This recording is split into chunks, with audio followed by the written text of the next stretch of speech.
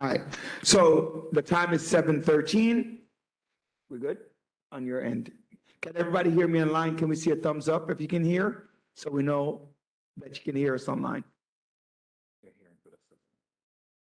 All right, perfect. All right. Good evening, ladies and gentlemen. My name is Roderick Daly. I am the chair of Community Board 17. The time is now 7:13 p.m. and I therefore call this meeting to order. Okay, we do have, it's not a long agenda, but the discussion pieces on the agenda will be long. So we're going to try to, and again, like I asked, in our report, I said it earlier, please note, please adhere to the time. I don't want our Secretary Thomas to start gaveling to let you know your time is up, right? So you have about 30 seconds. Please note the time so that we can get everybody in and everybody have a conversation. If you know you're related to an issue, please come to the mic, my right or my left, and then as soon as your turn to speak, you go ahead, you come to the mic and you speak. On all situations, only board members can vote, and only board members who are in the edifice can vote. So even though we might have people online, you cannot vote when you're online.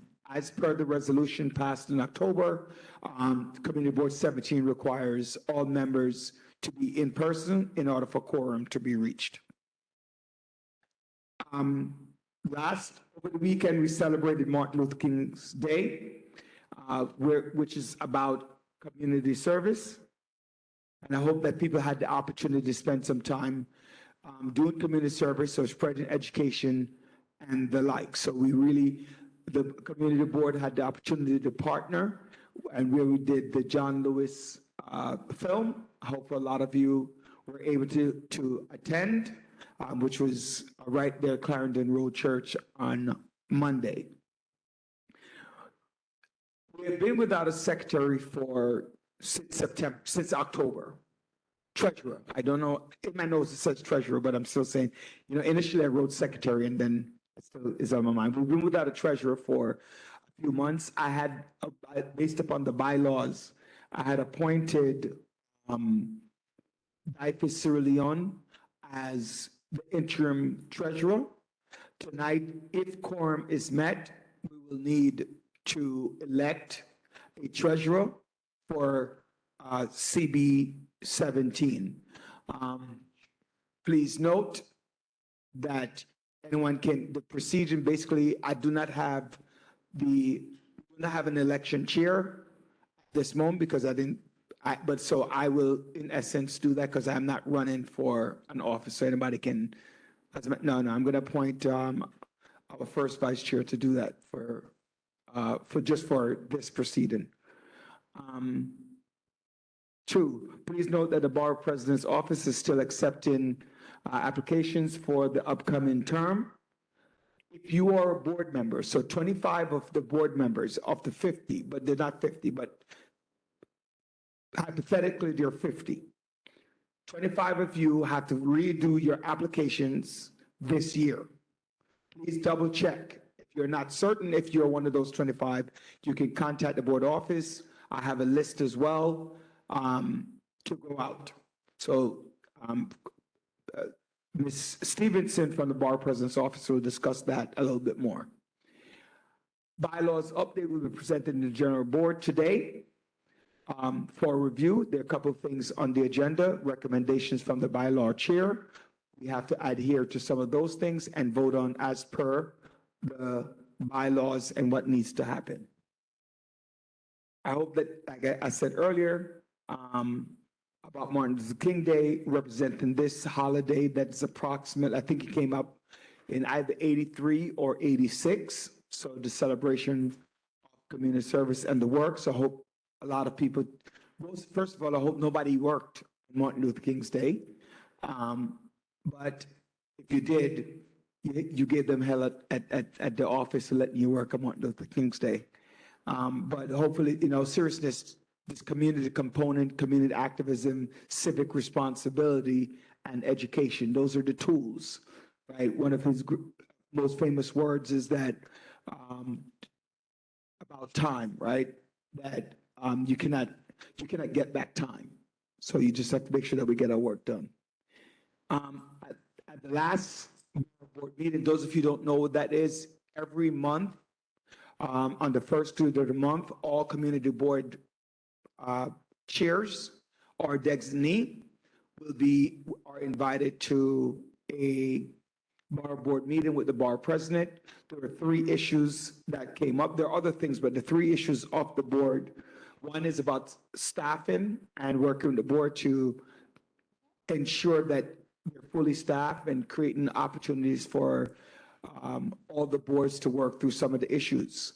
I know we have some issues at the board, which our personnel chair will talk about when she comes up, but working with the board to ensure that they're fully staffed. Two, they're looking to bring in public banking versus privatization. So that was a presentation that was given by the bar president's office to talk. It's not yet in play, so it's not something that's the board needs to vote on immediately, but to let you know that that's something that they're discussing about public banking, right? Public ownership of banking. Third, the Prospect Park, we voted on some repairs at Prospect Park.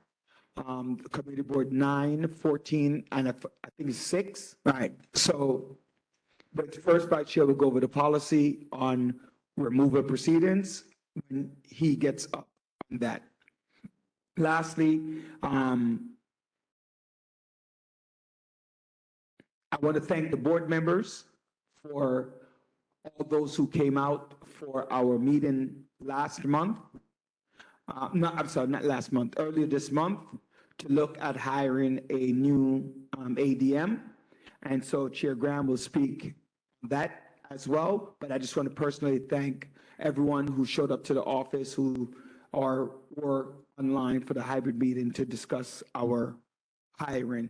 Both candidates, in my purview, were neck and neck, right? Neck and neck, going right through the process. But one candidate came out ahead, and the candidate, our Chair Graham, will be discussing that. That ends my report. I look forward to seeing you next month. And I thank you for the opportunity of working with you guys. All right. With that being said, the next item on the agenda is our district manager, but she's not here. I don't know if I'd ask her to send in a report. Did she send one in? No. All right, our district manager is not feeling well, and she extends her apologies for not being here. She's upset. I think she said this is the first time she's missed a meeting, second time in 20 years that she's missing a meeting. So we know that she values her attendance at this meeting. So I just want to say speedy recovery to our district manager. All right, next up will be our committee reports. Let me just go back to one before I call on any committee. Let me go back to that. Rhonda Joseph, Social Services Committee. Let me go back to that for a minute. Sorry.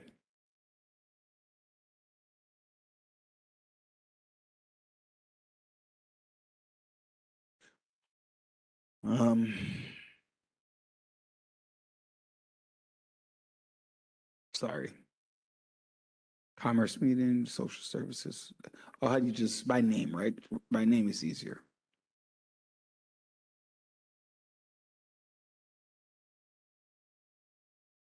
Restaurant proposed bylaws. All right, let me, while I look for that, I just call up the other committees. Hospitality, Dr. Goldberg.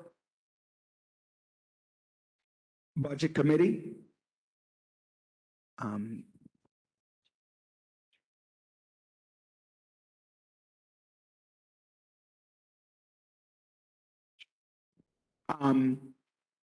Our Commerce Committee. I'm here. Oh, you're right here? Good evening, everyone.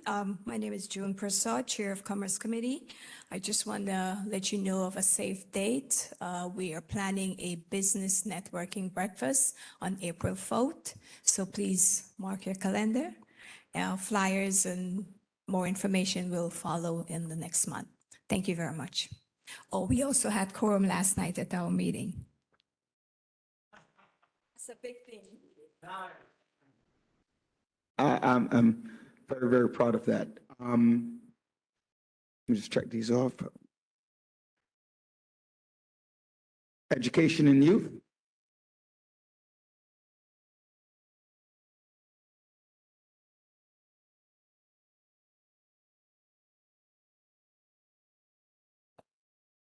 Hi, good evening, everyone. My name is Gail Grandison. I am the Chair of the Education and Youth Committee. So our meeting last month, we had invited several of our, well, all of our schools. And I just want to thank Ms. Johnson from Lamad Charter School, Ms. Jasmine from Great Oaks Elementary School, Ms. Jones from Ebenezer Prep School, and the Nandia Prep School for attending. We had a really great lively conversation. It was centered around community partnerships and what seems to be lacking thereof. We talked about the Shirley Chisholm Center, what resources will be available, and how these resources will benefit our schools in terms of programs, specifically after-school programs, and partnering with the departments who will be in charge of the center. Moving forward, we have created a reoccurring link that will be added to the CP17 website in the Education Youth calendar. And by next month, I will also have a list of events that will be added there. So if you want to take part in our meeting, please go to the website and the link will be there. We meet the second Wednesday of every month. Thank you. Thank you, Madam Chair. Housing. Good evening, everyone. This is Pearline Fields for the Chair of the Housing Committee. And I just have, You need to speak a little louder, Chair Fields. oh, sorry. Okay, this is Pearline Fields, the Chair of the Housing Committee. And I just wanted to remind everyone that we will be having our Housing Town Hall on the 28th, Saturday at Erasmus Hall High School from 1 o'clock to 4:30. So just mark that on your calendar. And that's it for now that we're working on right now. Thank you. All right, thank you. Arts and beautification, I'm sorry, land use.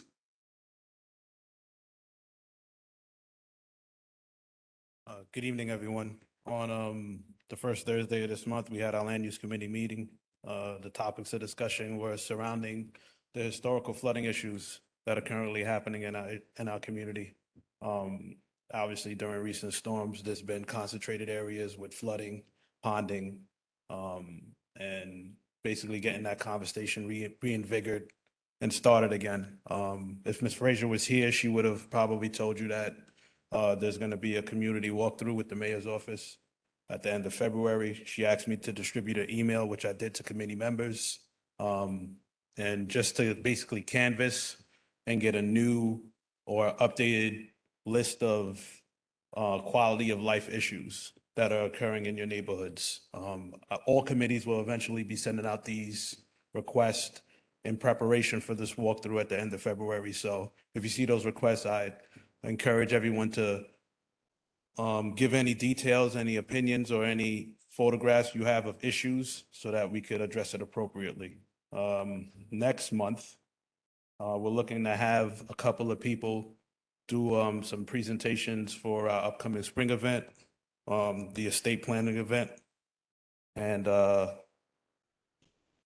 we did get a communication from one of our members this evening before the meeting that the ongoing issue with 5381 Kings Highway has got some action behind it. Apparently, they're moving forward with the application to go with the special permit. So we should be expecting a URLIP application soon. If we're not aware that they've changed the process for URLIP, they're giving community members and community boards 60 days to respond to a new application. This conversation also happened during our meetings. So if the timing is right, or if it happens in the summer, we may need to call a special meeting just to make sure that we have our concerns addressed within that time frame, so we can have our responses submitted before that process continues without our opinion. And that's my report. Is there any questions? All right, perfect. Thank you, Chair Furry. Parks and Beautification?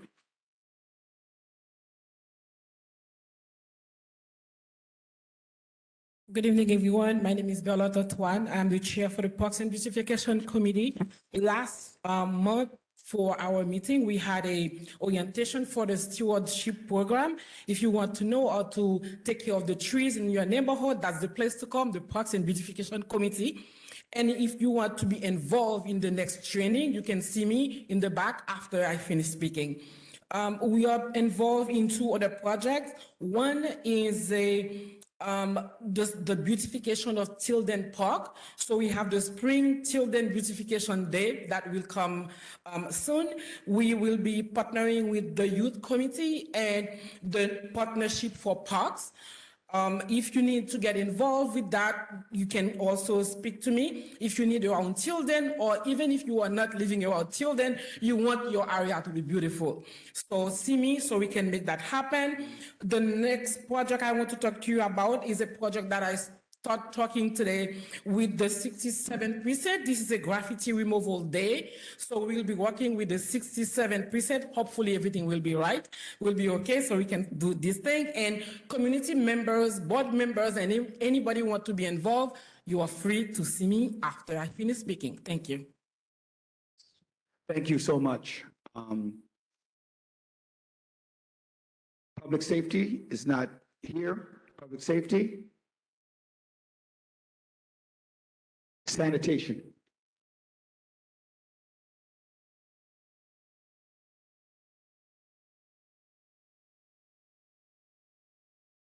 Hi, everyone. Carol Renaud, Chair of the Sanitation Committee. I bring you greetings, and even though it's an old year, I'm still going to say Happy New Year. So the two issues that were reported by the community, we had two illegal buses that were parked at Tilden and East 56th, and we also had illegal dumping on North Strand between Church and Erasmus. I just drove by both areas before this meeting. We knew it was resolved, but I did a spot check, and I can happily report that it has been resolved. Our subcommittees are planning cleanup and green up. The first one will be either April 22nd or 29th. Passover and Easter will be behind us. That will be our major cleanup, after which we're going to have subsequent cleanups throughout the year. So we invite you to collaborate with us. We're going to need all hands on deck for this. Our monthly meeting was moved from this past Monday. It will be held on January 30th because this was Martin Luther King Day. We're going to have a guest speaker, Teresa Cunningham, who will be Department of Sanitation chairs. So we invite you to log into these meetings. Again, we're going to need you. It's a change in mindset as to how we're going to hold our people accountable and how we're going to also keep Flatbush clean. Thank you so much. Thank you. Where my sanitation just went, social services. I did not see the email. Transportation, Chair Comino. Thank you. If you have a transportation issue, that's our Chair of Transportation, Chair Comino. All right, personnel. Actually, personnel, I'm going to leave you for last. Do you mind? Just leave it for last for a minute. Okay, I got to circle that. Block Association. I know she was having some issues today, so hopefully that worked out. Postal Services.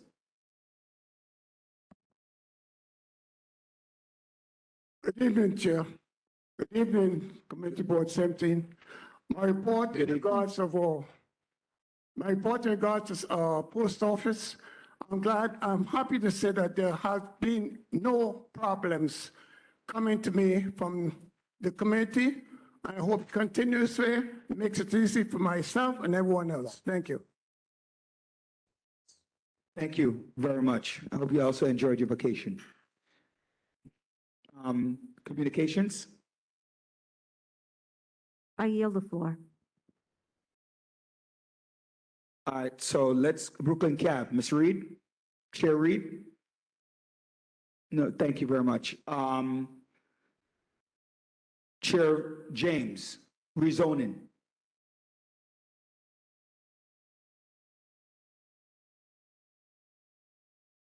Followed by hospitality. I just want to extend an invitation to all to attend the rezoning committee meeting, which will be held on next Tuesday, which I think is the 24th, right? This slips me right now, but it's next Tuesday. If I implore you to come out. If we're going to do this in the community, we need community support because the odds are stacked up against us. Next Tuesday, rezoning committee meeting. Thank you. Thank you. Hospitality, Dr. Galber, Chair Galber. Good evening, everyone. Uh-oh. Good evening. Good evening. Wanted just to note and say thank you for those who were able to come out with us this past Monday as we had a partnership with Community Board 17, the Christopher Rose Foundation, as well as Medgar Evers College, Alliance Tabernacle for the screening of John Lewis Good's Trouble. It was well attended, and I believe that it created more space for folks to know about the Community Board, as well as ask some questions that were addressed by Community Board members. So thank you for all those who attended and all those who worked to make it a success. Thank you. And by the way, Dr. Galber, my birthday is next Wednesday, so I'm expecting my card, all right?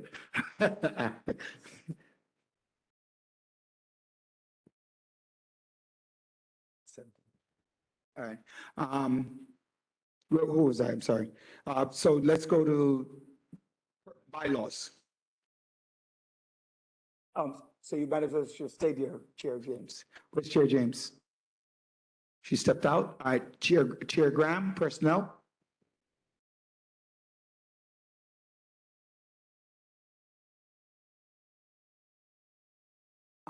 Chair Graham. Chair Graham. No, she's not. She was. Greetings, everyone. I am Rose Graham, Chair of the Personnel Committee, and after a very long wait, I'm so excited to share with the board that we now have an assistant district manager.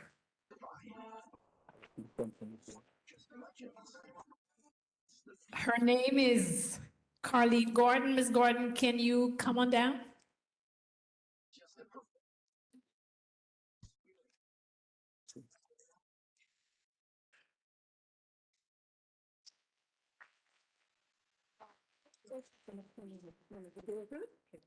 You can turn around so they see you. That's Ms. Gordon right there. So Ms. Gordon is on the final processing step. She's awaiting word from the borough office, the Brooklyn Borough President's office. So welcome, Ms. Gordon, and thank you for joining us tonight. We are still experiencing some challenges with staff at the board's office, but we are staying hopeful that we'll be able to resolve these concerns sometime in the near future. And that is my report. Thank you. Thank you. Chair James, are you back?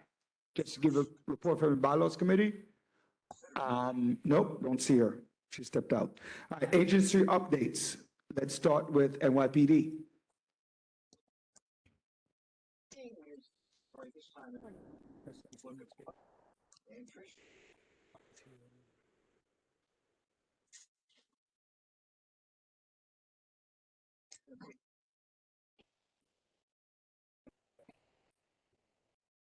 Good evening, everybody. My name is Lieutenant Sani. I'm the Special Projects Lieutenant in the 6th-7th Precinct. Alongside with me. Speak a little Oh, louder. sorry. I'm Lieutenant Sani from the 6th-7th Precinct. I'm the Special Projects Lieutenant. Alongside me is Detective Skinner from Community Affairs and Sergeant Warren, the nightlife sergeant, who deals with all the nightlife, with clubs and any issues that go on. So far for the year, we're trending down on crime, which is very good. Two noticeable things that I want you guys to be aware of with our current crime trends. Right now, we have a robbery pattern that's going on Linden Boulevard to Church from Troy to 53 Street. We have a African-American male in his late 40s displaying a box cutter or a knife. And his victims are females between the ages of 40 to 50. That's one of the crime trends. The second one is burglary regarding copper wiring. So if Wait, you I'm go- sorry, what was the first one? Sorry, If you can, just like remove the mask a Okay, little bit. so sorry. you- The first current trend that we have is a robbery that's happening on Linden Boulevard from Church Avenue. Linden Boulevard to Church Avenue from Troy to East 53 Street. We have a African-American male displaying a box cutter, and he's targeting females between the ages of 40 to 50 years old. So can you tell us how many incidents that we had? Because it's a very serious thing, like. what Oh, do we just had, right now, we had 2 incidences with that. The timeframe, is it within this Time month? periods is on Saturdays at 7 o'clock in the morning, and the other incident was on Friday at around 2 o'clock. But we 2 are, p.m. sorry, yep. But we are, as of tomorrow, we're bringing additional resources. We're gonna have 4 cops and 1 sergeant dedicated to that area over there between the hours of 5 a.m. and 1 to 2 p.m. So we're gonna have a supervisor with about 6 cops patrolling that area in regards to that. The other crime trend that we have right now is the copper wiring, where we have people disguised as T-Mobile or Verizon workers. They go inside buildings, they go to the rooftop where they remove copper wiring. So if you guys see anything like somebody from T-Mobile or Verizon, and if you think they're not supposed to be there, just call us and we'll come and investigate what we have to investigate. And if you guys have any more questions, every 3rd Saturday of the month, we have a community council meeting in the 6-7 precinct. Thursday, sorry, I said Saturday, Thursday, sorry. Every 3rd Thursday of the month at the 6-7 precinct. That's tomorrow. All right, so I want to talk about 2 shootings that happened within the community that didn't come up in the conversation. One was on Rockaway Parkway, and one was a fatality, a homicide. Was there were there any arrests made on either of the 2 cases? And do you want to, I know you can't discuss all of the details, but to some extent, some of the details about those 2 incidents. So one is still being investigated by the detective squad, and I believe they arrested 1 person just recently on the second shooting, if I could remember correct. Yep, they have a person of interest in the Rockaway Parkway shooting, and I think the shooting on Church you're talking about? Yes. Yeah, the detective squad is still investigating that right now, but they have certain leads Okay, thank on you. that. No problem. Before anybody asks a question, I want to address Sergeant Warren for a minute. And I just want to thank him. We had a situation, was it last week? I think it might have been last week that we had a situation within our local community, partnering between the 6-7 and the community board. We were able to resolve an issue with a group of people within the community. And so I just want to say thank you very much for your effort in terms of letting the community know that we're here as partners. We're not here out to get you or anything like this. I just want to thank you and your unit for dealing with that situation in a very positive manner. So I just want to publicly thank you for that. Thank you.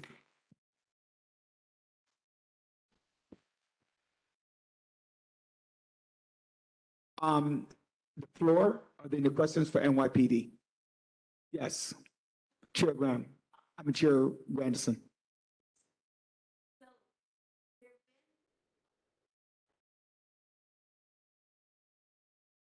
Can you use the mic? Oh, he's going to bring you the mic. All right. Thank you. there've been a couple of incidents at 123 Linden.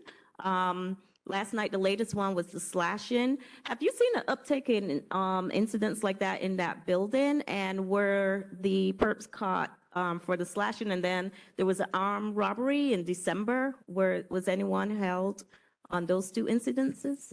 So in regards to the Linden one yesterday, there's two people of interest. The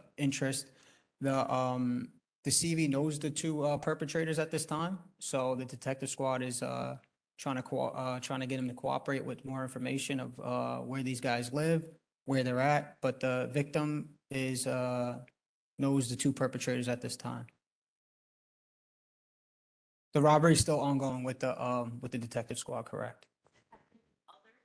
No, not really. It's like various times. So I would say December, and the last serious incident was yesterday with the slashing with the guy. That's all. No problem. Are there any other questions for 6-7? Seeing none, you got an easy night. Thank you.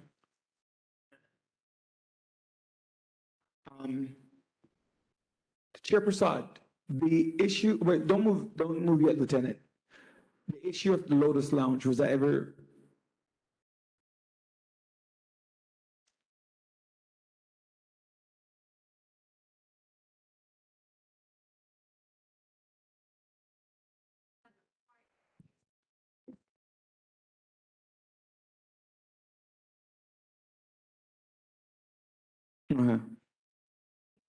All right, thank you. The reason why I had you, Lieutenant, for a little bit, because I know there's an ongoing issue with the board, and I just want to make sure that people understand that we really are working together to establish whatever you discussed. All right, so I just want to make sure that happens. So thank you again. Chair James, any bylaws update? Because I know you had stepped up. So you'll do the updates. Okay, no problem. Agency, Stephanie, Public Library. Chair Antoine, can you bring me the agency? There's only one other agency, right? Just PD. Was there any other agency in the room? Speak now or forever hold your peace. All right, we're good. We're good. There's only one more. Yeah, fine. Thank you. Go ahead, Stephanie. Please tell us your first and last name. Sure. I'm Stephanie Sin. I'm the branch manager at the Rugby branch on Utica. And just a couple of updates, and I brought some flyers. They're in the back. We have I just like to highlight our ongoing weekly programming. All programming is in person, and we have most days after school for kids. We have crafts and games. We have active adult programming, Sit and Be Fit, which I have a flyer for, and then a partnership with City Harvest that's going on for a couple of weeks called Eat Healthy, Be Active, and they've made some delicious things, so stop by. It's on Tuesdays. Also new for kids is our homework help volunteer will be with us weekly on Thursdays at 3 to 5 to help elementary school children. We just want to reach out again. We're looking for partnerships in relation to our branch focus in reconnecting with the community, which is job readiness. So we're looking to promote those services within the library as well as without. So if you have a connection, please come in and see us. And lastly, for Rugby, the whole library system will be celebrating the 50th anniversary of hip hop in the upcoming months. So Rugby Library is looking to have some sort of big community event. So we're looking for collaborators and artists and musicians. And if you know anybody or you yourself would like to help participate, make this event happen, please come and see us. Again, my name is Stephanie and I'm the manager at Rugby.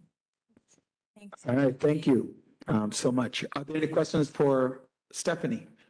You also have to give a report? Okay, go ahead. You only have 2 minutes though. Really quick. Yeah, okay. Hi, good night, everybody. My name is Donette Riker. I'm assistant manager at East Flatbush, and I have just general updates with Brooklyn Public Library. I wanted to share about BPL's home Internet Access Program. As many of you probably know already, nearly 30% of Brooklynites, they lack home broad connection. So in some neighborhoods, this jumps to nearly 50%. So to address this divide, the FCC provides qualifying customers a $30 credit to their internet or their phone bill. There are many ways to qualify, but those receiving SNAP, Medicaid, veteran benefits, and other services, may qualify. And Brooklyn Public Library is just trying to spread the word around. We have digital navigators that are tabling at different branches and hosting one-on-one support. And that particular outreach team is available to come to, let's say if you have a community event, they are available to come and talk a little bit more about it. And for more info, please feel free to visit the fcc.gov/ACP. And also I have a phone number here, is 877-384-2575. And of course, if you go to the Brooklyn Public Library website, which is BKLYN there's more information on there too. Thank you. Thank you. I have a question. Youth and Education, myself, she doesn't know yet, the chair of Youth and Education, but I would like to do a tour of the library and look at the space and see what's happening. Would that be something that we can do? I'm inviting her along, even though I'm the one doing it, but yes, look at her face. But I would like to know how feasible is that, and can you get in touch with our office and a date and time when we could do that? Because I believe that our young people need to use the library, and we'd like to know how much more we can partner with the library. Yeah, so for. She's right there, by the way, that's Chair Grandison. Yes, so, yeah, you can stop in anytime, and like, you want to come to one of, like, Rugby or East Flatbush when it opens, which hopefully will be soon. Yes. Yeah, you can just stop in or give us a call. You can ask for myself or Donat. We're not in the same spot, but, and yeah, you can. Okay, you look familiar, so yeah.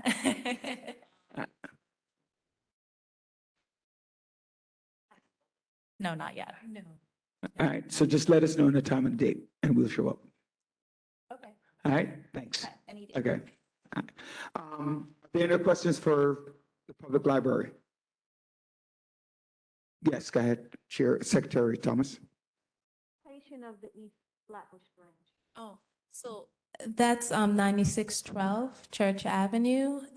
It's between 96 and Rockaway Parkway. So they're slated to open sometime in the spring. It's a gut renovation, so the building is going to be completely new. And there's a question online. It says it's from Principal Grant, and she wants you to share more information about class trips to the library.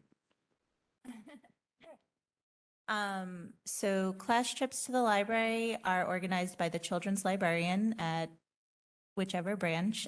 That would actually be myself at the Rugby branch. And When you say the branch, because sometimes people are not, where it is, like, even though it sounds good, but tell us where it is, like Secretary Thomas had asked. Okay, so the Rugby branch of the library is on 1000 Utica between Tilden and Snyder.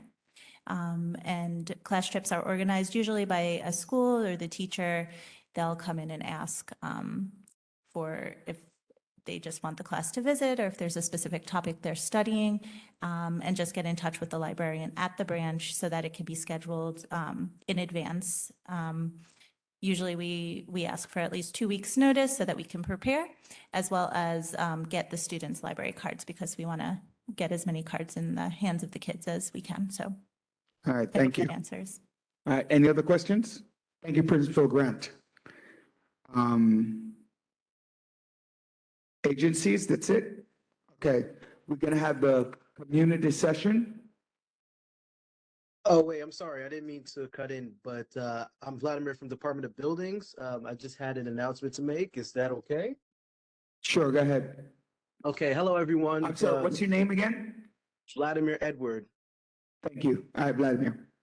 Yes, I'm from Department of Buildings. I just wanted to let you all know an update on Local Law 152, the periodic inspection of gas piping systems required. As effective of January 1st, 2020, gas piping systems in all buildings, except for buildings classified in occupancy group R-3, must be inspected by a licensed master plumber or a qualified individual working under the direct and continuing supervision of an LMP at least once every 4 years according to the schedule set out in 1 RCNY 103-10. I'm going to email this over to you. And if you want, I can give you my email just so I could spread this service notice out. If you have any questions, feel free to send an email back and I can get you the direct answers from my supervisor. I just started this job since October, so there's still a couple of things that I'm new to, but it's a pleasure and thank you for having me here. We have a question, Chair Frey. Mr. Vladimir, I've been getting some calls and some emails in regards to the gentlemen that are coming out to your to do these inspections. Could you just clarify that there's a third party or a third party contractor that's coming to these people's homes to review these gas pipes and gas meters? Oh, yes. So yes, there will be a third party and the inspection is going to be done by the licensed master plumber. Did that answer your question? Yes, thank you. Okay, no problem. All right, my email is in the chat, so you can send me an email. Again, it's cb17chairperson@gmail.com, cb17chairperson@gmail.com. Okay, the other agencies online? Seeing none, community session. Azim, this is where you stand up. Yes, you can come up. You have 1 minute, though. Okay, short mic. Okay, happy Wednesday. So basically, I'm just here to represent CAVI, which is the Kings Against Violence Initiative. CAVI is a anti-gun violence organization that's located on 147 Prince Street. Essentially, what I'm here to do. So where's it located? 147 Prince Street. It's in Manhattan. Actually, right here in Brooklyn. You said Prince? Yeah, it's a weird location. It's like just before the Brooklyn Bridge, right next to. Oh, okay, downtown Brooklyn, Dumbo. Yeah. Okay. Oh, yeah. So that's also my director right there. We're also located at Kings County Hospital, right across the street. So essentially what we do is a number of things, actually. But because I have 1 minute, thank you. I really just want to talk about the flyer that I left at the table. We are doing a community gathering, basically a focus group to gather the thoughts of the community around gun violence in the community. We are offering $60 to the folks who do participate in this focus group. So if anyone is interested, please do find the flyer or find me. I found your email, so I can also send the flyer there too for it to be shared with everyone. Essentially, we need the voices in order to make a change with what's going on in our community. So as many folks as we can get to come out would be great. That's it, and thank you for your time. Thank you.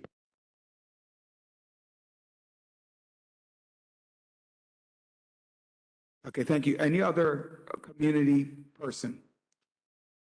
Any other community person going once? There's a hand in the chat. Go ahead.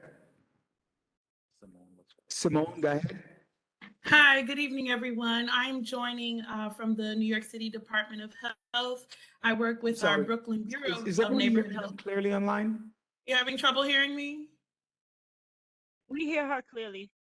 Go ahead. Okay, thank you. But yes, really briefly, I'm joining from the Brooklyn Bureau of Neighborhood Health as a part of the New York City Department of Health. And I just want to share that we're currently focusing on family wellness activities. We offer those out of our Brownsville site on Bristol Street between Blake and Dumont. families can come there to get connected to doula services. We also offer pack and plays and car seats to families, in addition to things like diapers. And we're also interested in sharing information about naloxone trainings. We're hosting those as well at our Brownsville site. And if any of the organizations that are here want a naloxone training for their staff, you can reach out to me for that as well. And we also are able to share health data with any agency. So if anyone needs any specific data, we'd love to partner in that way as well. And I will also forward our calendars to the chairperson here so that it can be shared out widely with everyone, just in case there's anything that I didn't mention. But thank you all for having me, and have a good evening. All right, thank you so much.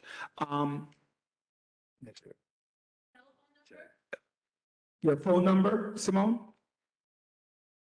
I also put that information in the chat, but it is 646-315-1109. And my email, A little too fast. Can you repeat it slower? my apologies, 646-315-1109.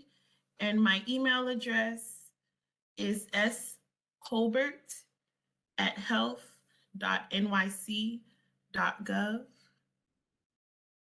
All right, thank you. Any other questions for Simone? Jay? Thank you. My name is Jay Sorid. I'm a member of Brooklyn Community Board 9.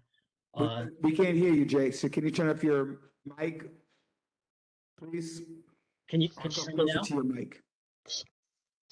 Can you hear me now, Mr. Chair? Better. Okay, great. So I put some things in the chat. I don't know if people have a chance to see it. There are web links, and the web links are for New York State public meetings. So there's a public meeting on tomorrow on 681 Clarkson Avenue, which is at the corner of Albany and Clarkson. And it tells about the 1,090 units development, which is coming there, which has zero parking for the 1,090 units. The 1,090 units is broken down into 764 units of general housing and 326 units of supportive housing, most of which are funded by homeless sources.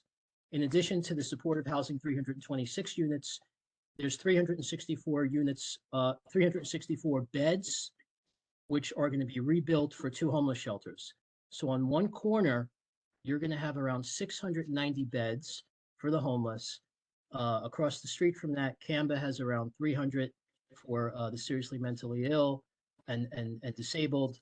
500 feet away, there's a 110 unit east, homeless shelter also. My point is that there's a tremendous amount of oversaturation of social services, and there's also going to be a very big parking problem. It's going to go streets, because if you have 1,090 units and there's no parking for those 1,090, some of them have an income where they're going to have cars. So the 764, it's from 40% AMI to 80% AMI.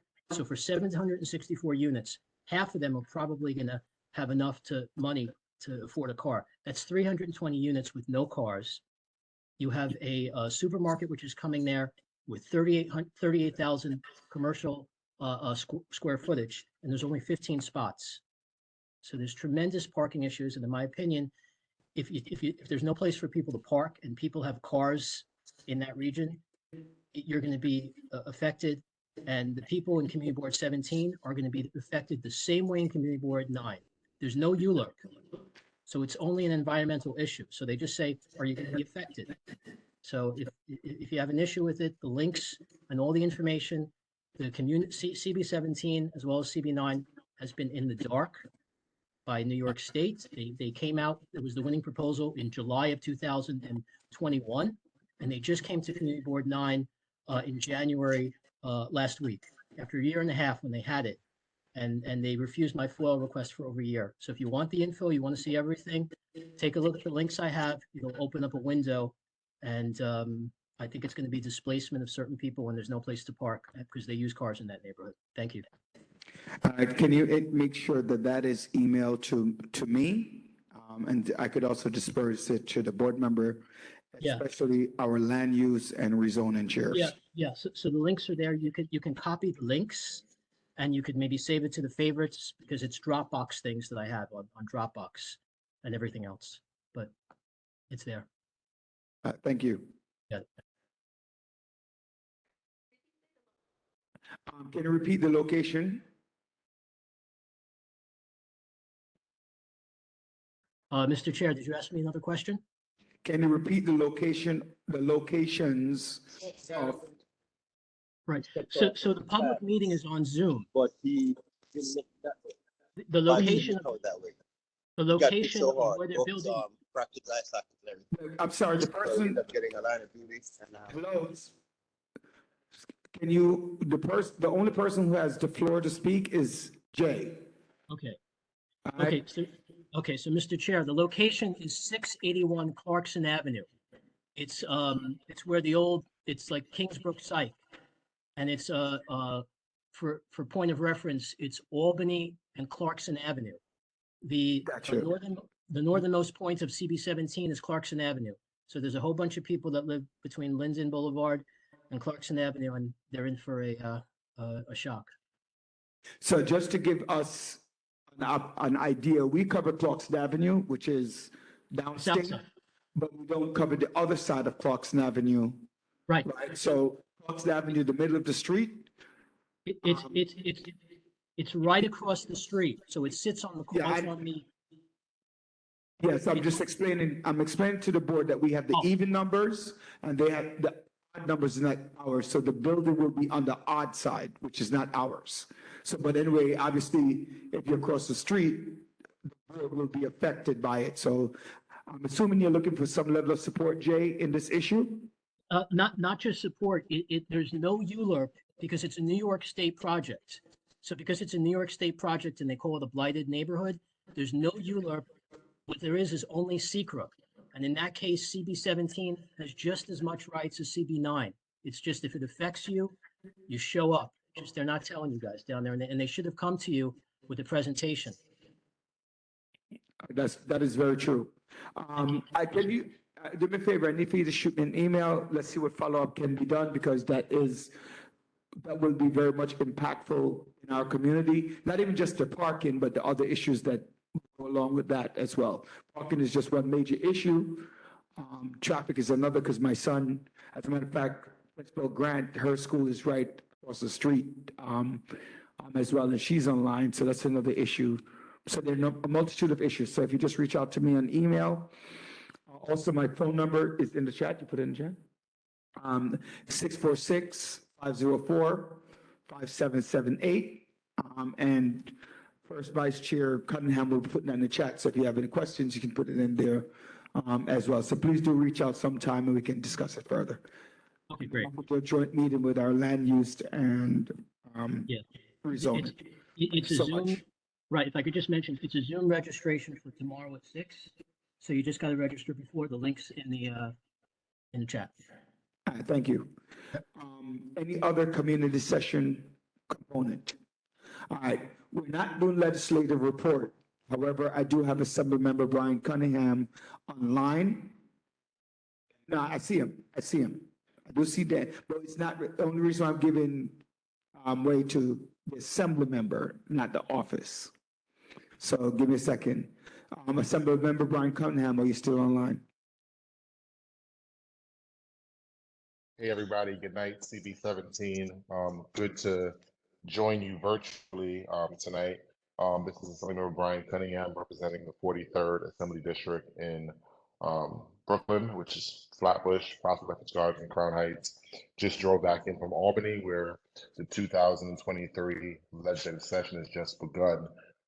We're really excited to be back in Albany, and I've already begun this week to begin to move legislation and move bills to the floor and to begin passing some bills I know Debbie Lewis from my team is on the call and will probably give some more community updates, but I really wanted to stop in to wish everyone a happy new year. To remind you that our office is at 249 Empire Boulevard on the corner of Empire and Rogers, and that for the next 6 months, myself and some of the state lawmakers will be back and forth in Albany 3 to 4 days a week, trying to pass state legislation and also working on the state budget, which is due April 1st. But really excited about my first full term and looking forward to serving you in this upcoming session. Thank you. Any questions for the Assembly member? Okay. Roll call?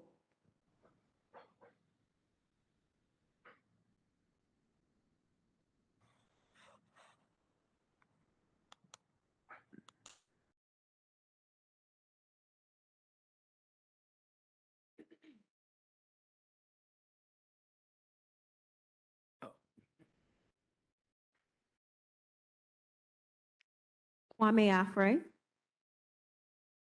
Aaron Ampau, Berlot Antoine,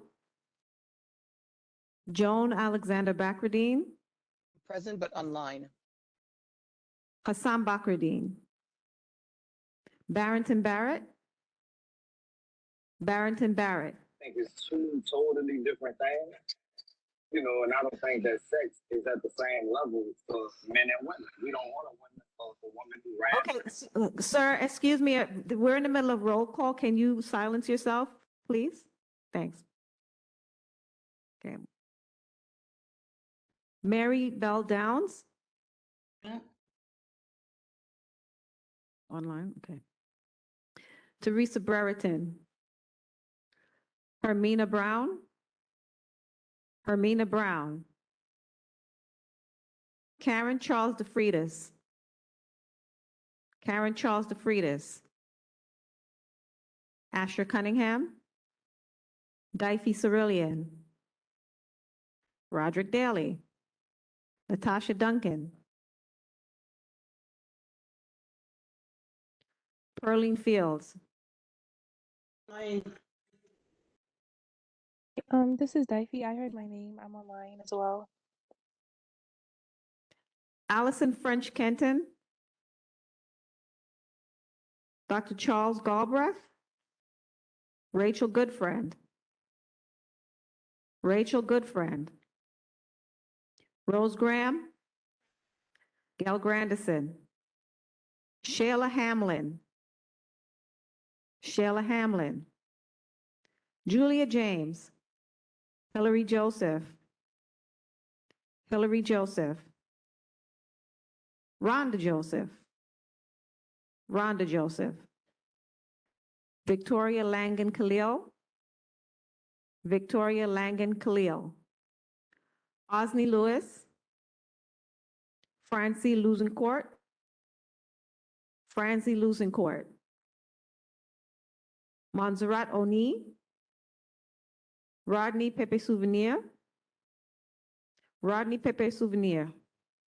Sorry. Okay, so she's not present. June Prasad? Dion Kwamina? Patricia Reddock? Patricia Reddock? Dave Reed? Dave Reed? Janice Reed? Dr. Carol Renaud? Antoinette Smart? George Tate? George Tate? Tamara Thomas, present. Marguerite Viglianti? Line. Jessica Welch? Jessica Welch? Kenrick Westcott?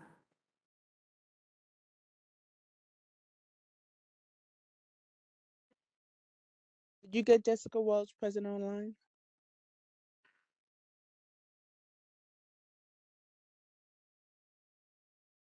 I did call Jessica Welch. Did you get Natasha Duncan online? I might have missed my name.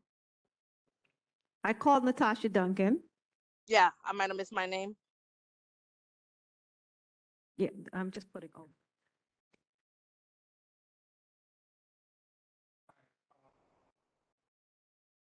I just want to remind all of the members online that the attendance only counts if you are in person in the room.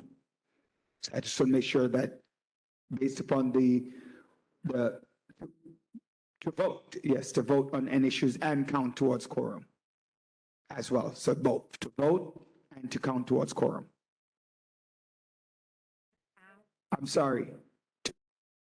And to be recorded as present. So in order to be present, you have to be in the room in order to be counted as present.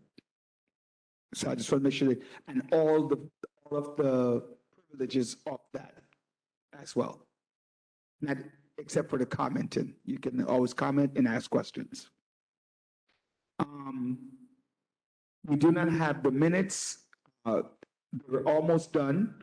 However, there's some editing that needs to get done with them. So they will be October, November, December will be presented to the board.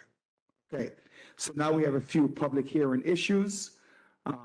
One, let's do commerce. Let's bring up Chair Prasad to start with there. Good evening again. Mr. Chair, the applicant will not be coming before the board tonight. The committee voted to have them resubmit their application, the 30-day notice, due to some discrepancy. But since I'm here, I'd like to take the opportunity on behalf of all board members to wish you a happy birthday. Sorry we couldn't get you a cake because we're not allowed to have food in the auditorium. Hope you could always send it to the 1121 Utica Avenue. You just messed up my whole thought here. I wish we were back in Aruba like last year where you celebrated your 50th birthday. Continue to be strong.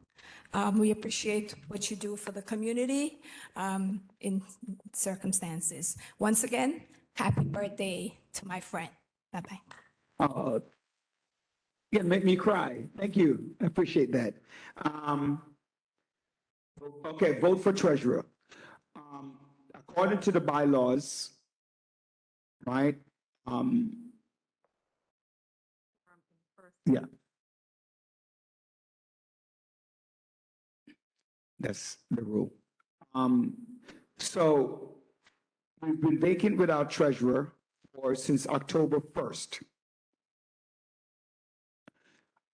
At that point, I've appointed Daifi Sirion as the treasurer, acting treasurer for the board. So since we do have quorum, and quorum is established, who did I say I was going to appoint as the election person? You, right? Okay. So I'm going to yield the floor to first Vice Chair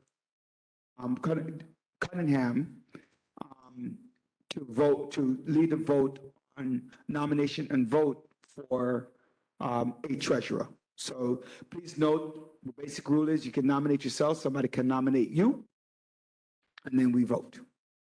Okay? And that includes the people online as well, because the bylaws did allow for you to be nominated, but because based upon not being here and present, you cannot vote, but you can be nominated. So we're going to open the floor right now for any nominations from the floor. Daifi has already been nominated by you. So she is present online. Mr. Chair. Now, I was saying to everyone that based upon, I believe under Chairman's AMPAWS and COVID, we never changed the nomination component for being online. It's still in the bylaws that said you could be nominated online. Right, so it's nominated online, but because of the new thing, they can be voted only in person. Right, so the voting can only be done by the people in the room. But the nomination, anybody online, but please be known that if you are nominated online and you do not plan to attend the meeting in person, then it doesn't make any sense for you to be nominated as treasurer. I'm just telling that to those people online. All right, yes. No, according to what I saw in the bylaws from 2019 to 20, which is when you were the chair, it stated that the bylaws was amended to allow for hybrid voting, hybrid nomination for, I could look it up. Give me a second.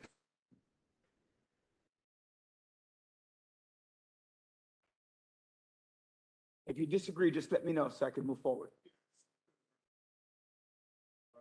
Mr. Chair, respectfully, under my administration, I never made any changes, or my administration never made any changes to the bylaws. Okay, hold on. Let me just get back. I want to make sure I do it right so that I don't have any,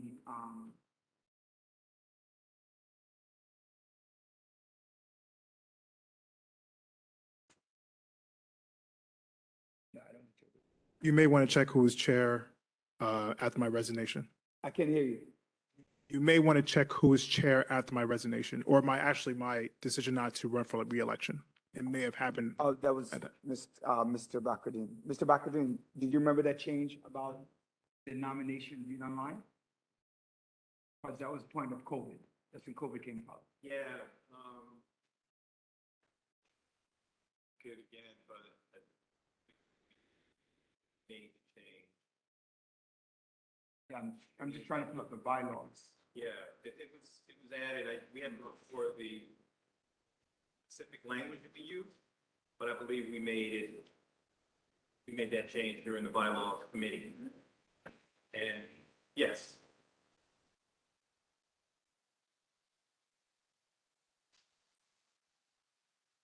I was saying, I believe that we made that change, the bylaws committee made that change, and we put language in there, and the board, we presented it to the board as well. But we can look at that and see where it is. Okay, so it was a 26-0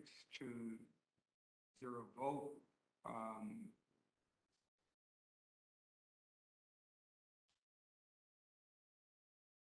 In the meantime, while we're looking up for online, is there anyone?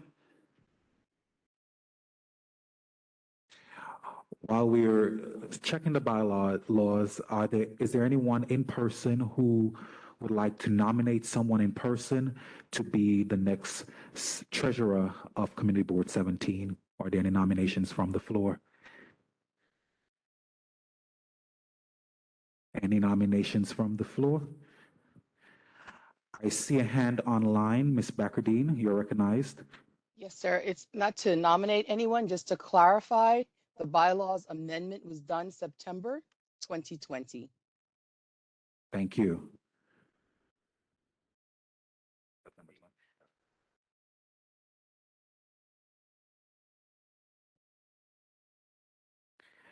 Thank you, Ms. Bakardine. Any nominations from the floor? Anyone in person while we're checking the bylaws? Thank you.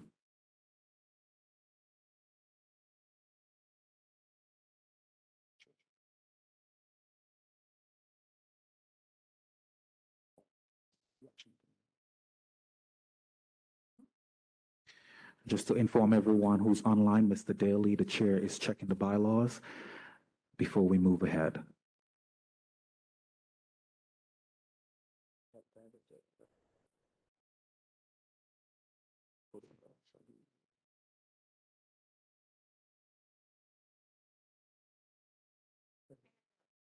There's a hand up.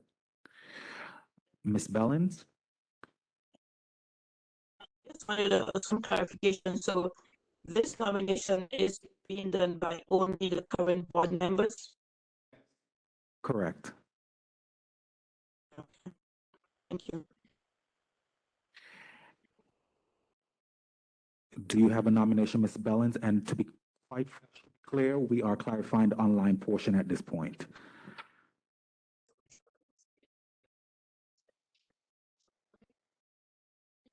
I don't know most of these new people. Oh, thank you, Ms. Bellins. Ms. Bakardine? I thought the motion had to be, or the selection needed to be made by a board member. Correct. That was just clarified. Thank you.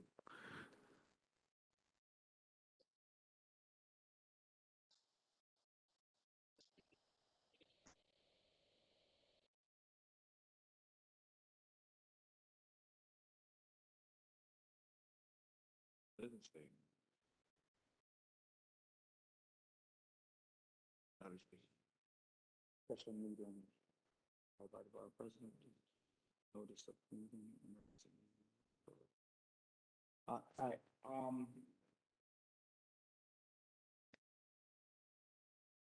yeah, yeah, I can't find it. Yes.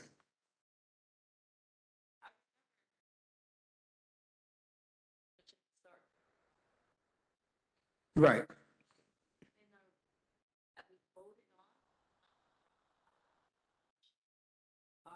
And it might have been something that in the minutes back in 2020 that state that, or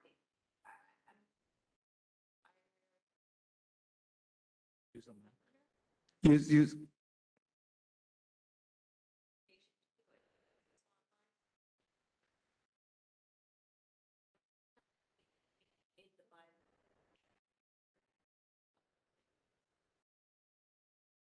Yeah, I know it's there because I read it. I just don't know the exact wording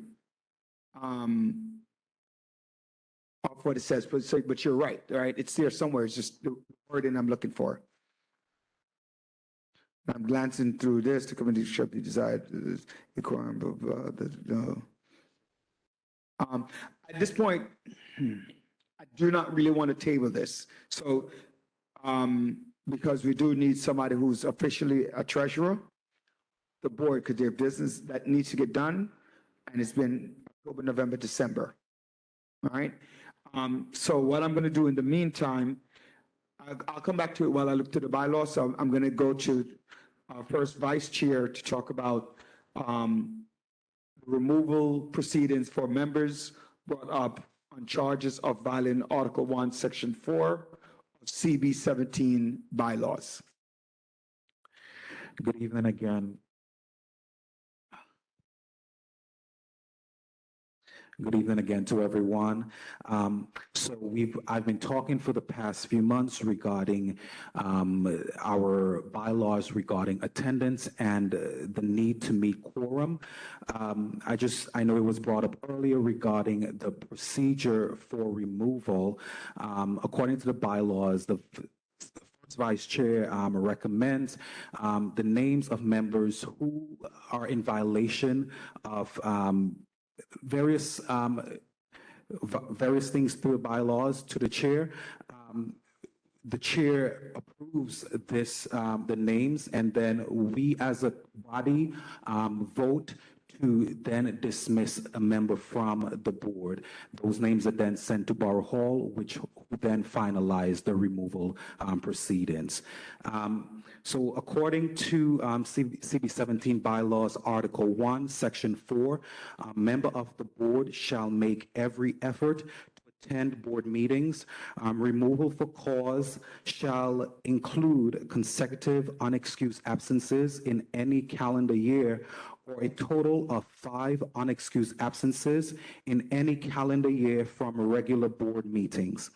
The following members have been charged with violation of this rule: Dave Reed, Vladimir Dorjli, Fonzie Lusencourt, Shayla Hamlin, and Victoria Langen. Therefore, I move the board vote to make the recommendation to Borough Hall to remove the following members who were stated earlier for removal from CB 17 as a result of not adhering to our bylaws, which is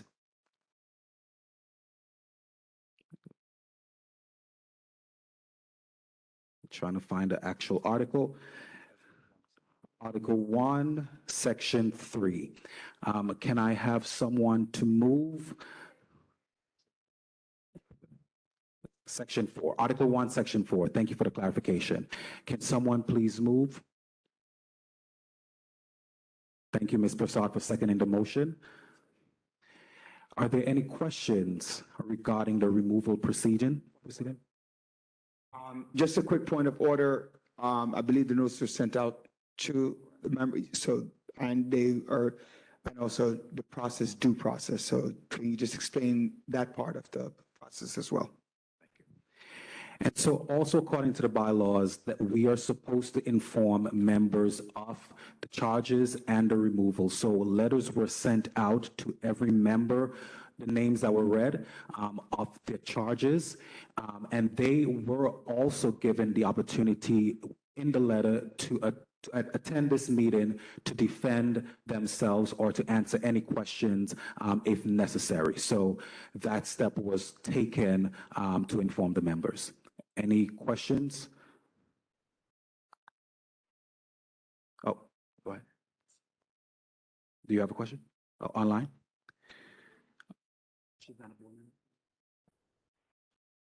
Ms. Bellin, questions are only from board members. Are there any board members online who have a question? Anyone in person?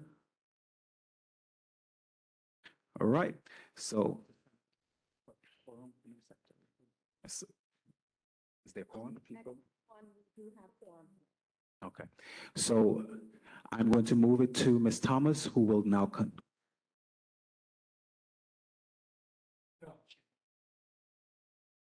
Thank you. Ms. Bellin, questions can only be from board members. Ms. Thomas? Okay, so I'm going to take the vote now.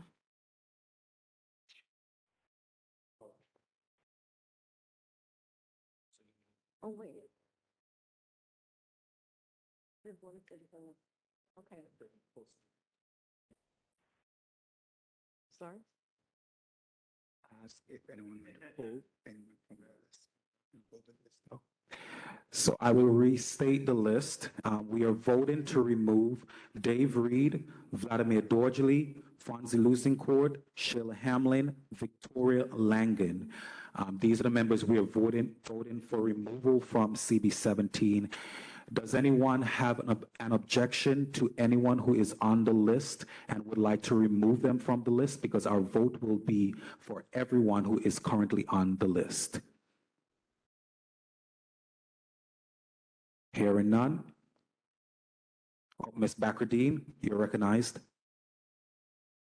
Thank you, sir. I just have a question regarding whether or not these board members were ever present online. No, the members were never present online, not to my knowledge. According to the attendance, I will double check. Give me one moment. Thank you. According to the attendance, they were never present.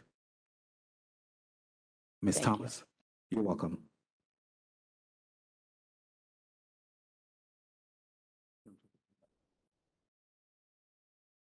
So this is just yay or nay vote? Okay. Okay, Kwame Afre. Aaron Ampau. Berlot Antoine.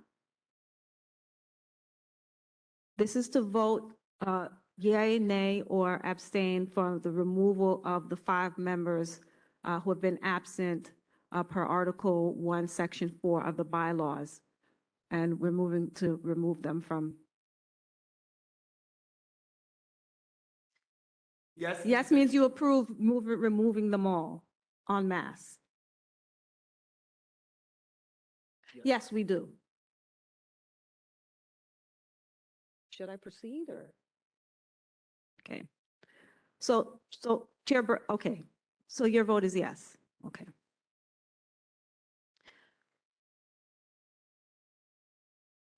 I'm sorry, she's online. Does she get the vote? Okay. Hassan Bakrdine.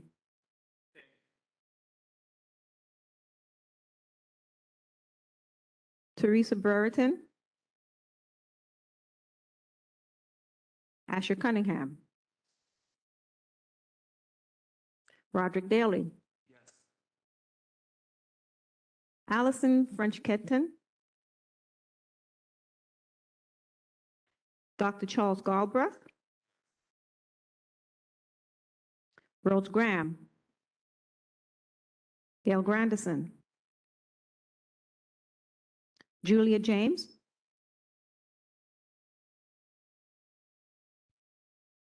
Osney Lewis. Montserrat Oni. June Prasad. Dion Kwamina. Janice Reed. Dr. Carol Renault. Antoinette Smart. Tamara Thomas, I vote yes. Kenrick Westcott.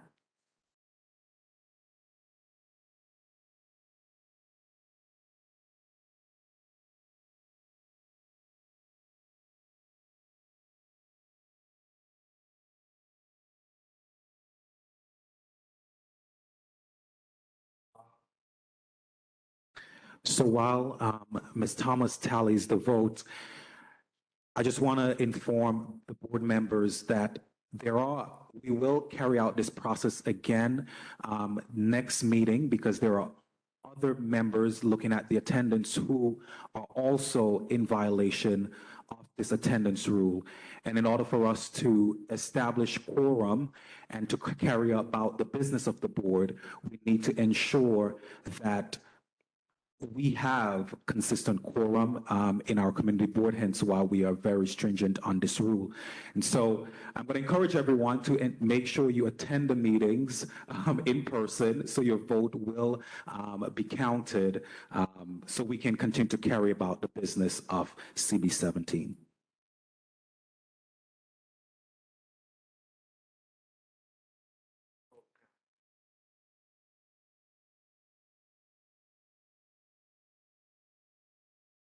I think it'll be 36. It'll be 36 once they're removed. Okay, so with 18 yeses and 3 abstentions, the motion carries. All right, thank you. So I think with that being said, please remind now that the complement of the board is 50. All right, the complement of the board is full complement of the board is 50. And if these, as again, make the recommendation Bar Hall, we should get an answer for that. We'll be down to 36. At that point, quorum will be 18 times 2 is 36 plus 1 is 19. Okay? There are approximately 6 individuals who are on the list for non-attendance, whether it be online or in person. But based upon the bylaws, there are 6 individuals who can receive the same choice. So I'm just letting everybody know, if you know people who are on the board who have not shown up to a meeting, please inform them that come next month, those 6 individuals might get their notices. Will, I'm changing word for, might get their notices. Okay, Chair Grandison is correcting me, want me to say will. I'm still going to say might. It doesn't make it incorrect. Okay, vote to amend CB 17 bylaws. Oh, she has 41 on her list.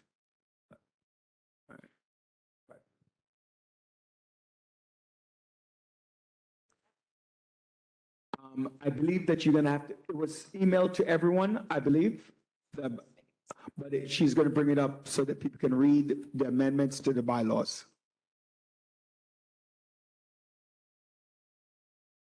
And you also make sure to point people to the bylaws amendment and in the bylaws, it's on there as well. Okay. Good evening, everyone. I just want to begin by thanking the members of the Bylaws Committee for the great work that they've done.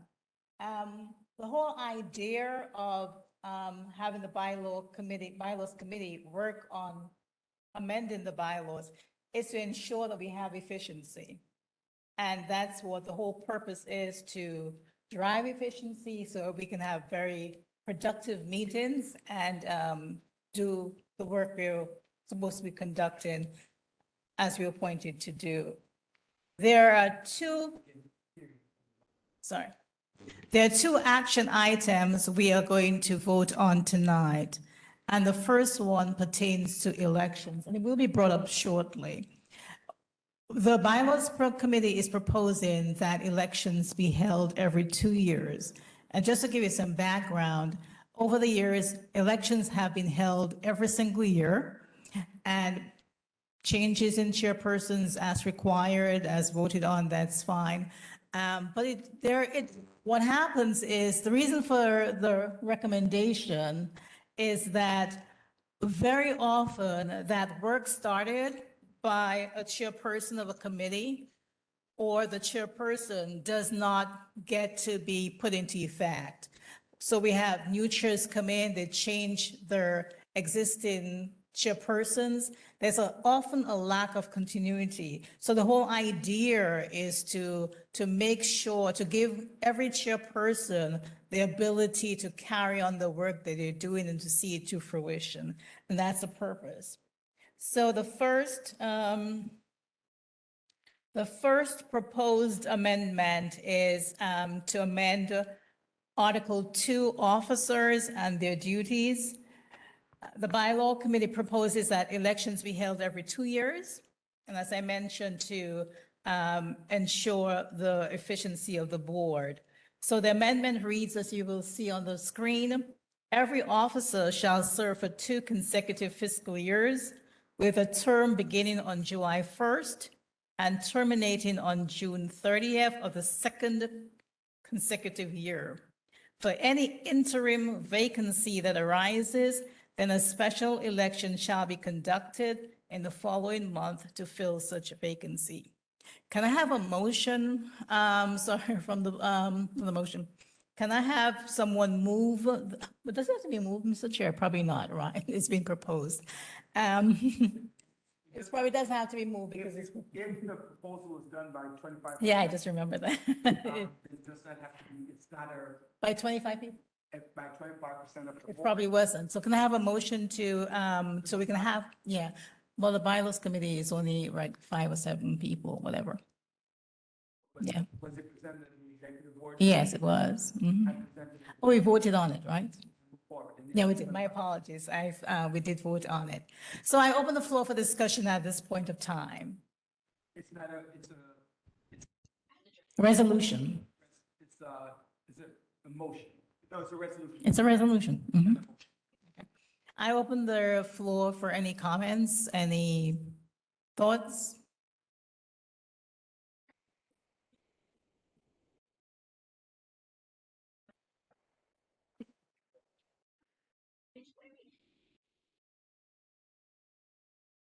Yes. We took special care to make sure that I'm sorry, there are 2 hands raised online. I was addressing one of the questions. I'm which was sorry. posed.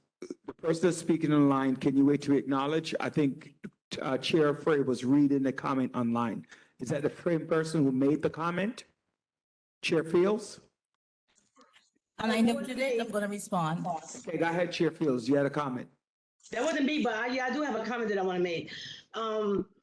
I thought that when they had brought this up before, they said that we have 30 days to review what she sent across to us in an email before it gets brought to the floor for a vote. And I don't believe it's been a full 30 days. This just came to us in like January something, right? So that part as well. So shouldn't we be waiting for everyone to review it for the full 30 days before bringing it to the floor for the vote? Actually, the board received about 40 days notice, because once the bylaws committee proposed it back in December, it was sent out immediately. And then it was presented at the December meeting and open for discussion. So this is a month later, it's being presented in accordance with the bylaws to be voted on. Yeah, it was presented to the executive committee members, but not to the full board. So when the full board is voting on it, wouldn't the full board have 30 days to review it? Because we discussed it in the executive meeting, not in the full meeting. This is the first full meeting. Wait, point of order. Point of order, Ms. Fields. In December, you stepped down, you yourself stepped down to the right microphone, my right, and you said, you asked a question relating to the special meeting, that's A. You also asked a question that people have 1-year term. So, and in the December meeting, when it was presented, you had 2 questions that the bylaws committee were going to go back and look at. Yes, that's true. Hold on. So as a point of clarity, this was presented to the board 1 month before for review. Okay, yes, that's true. But the changes that she made changes since that meeting. We discussed the changes that she made. Because she was saying that she made the changes according to what my questions of that meeting. So once those changes were made, doesn't the time starts over again when we discussed it in the executive meeting? Because they made changes after I made up the questions. You know what I mean? So in the sense, she made the changes as of the executive meeting, which was this. So, point of order. The answer to your question is no. Yeah. Right? Because it was already presented. At this juncture, you have options that you can do as it relates to any resolution that's on the floor. However, the bylaws itself was followed, right, based upon what's in the bylaws. Now, you have several options in front of you. One, you could move to make an amendment once it's presented. That's A. Well, you have a whole bunch of options to be used, right? To seek longer time. So if that's what you're asking for, then you make a motion to do that. Can you repeat that? I didn't hear it. Pardon me? Can you repeat that? I didn't hear it. You have the option to make a motion to postpone, to table, or any of the sort. I did go through this when I did the Roberts Rule training. Once that motion is made, I apologize to everyone, but I just want to make sure that we are clear.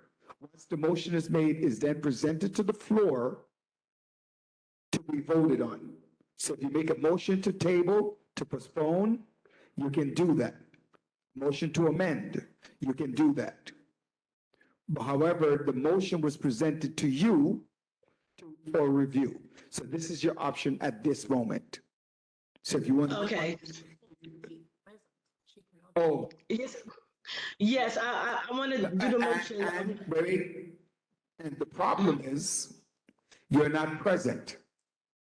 So because you're not present, you're gonna have to make somebody in the room, you text somebody in the room to have them make the motion for you. If they choose to. We were allowed to participate, we just couldn't vote. You are, I'm giving you points of clarity. Oh, okay. You cannot make a motion because you can't make a motion because you cannot vote. So if you cannot vote, you cannot make a motion. Well, if someone in the room want to make a motion to postpone so we can review it better? I just want time to review it. Mr. Chair, you've made the point to, she does not have, okay, so. At this time, are there any other comments from the floor this time?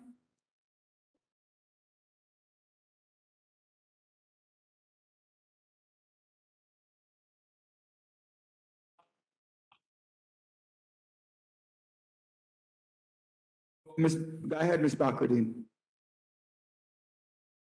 I do have a question regarding whether or not we are now going to have to vote for each of the, because I thought there were 2 amendments being made to the bylaws. So is this something that we're going to be doing individually? Yes. And then I have an additional question based on what just occurred. Yes, it's going to be added to the bylaws. The bylaws will change. The articles that were mentioned will be changed to reflect what the outcome of the vote is. If there's a change. No, my question was, I thought there were two amendments that were being proposed this evening. Discussed. I hear yes. one. Yes, she only did one first because they're done one at a time. So they will be done one at a time. Thank you. And then my final question is regarding we were able to nominate from the WebEx, but we're not able to make a motion via the WebEx? Please clarify. Actually, we cannot, after reviewing what it says the mayor calls or the governor calls for a state of emergency. And there was no state of emergency called. So there cannot be a nomination in line either. It has to be in person. Thank you. All right. There be no more comments? Yes, or- Mr. Ampa. Yes. I'm sorry.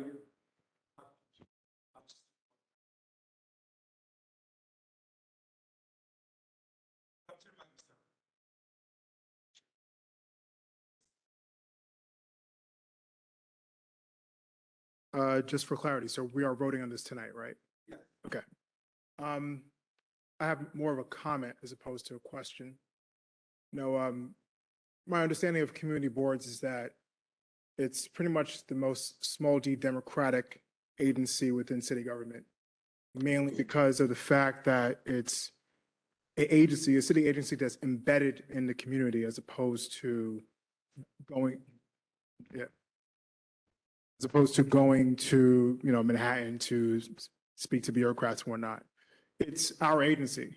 And with regards to the bylaws and how it's structured currently, it's meant to be reflexive. It's meant to be reflexive for community members as well as board members, so that if there's something that collectively the board dislikes, if there's something that collectively the board feels like there needs to be going to a different direction, you have the ability to do that each and every year.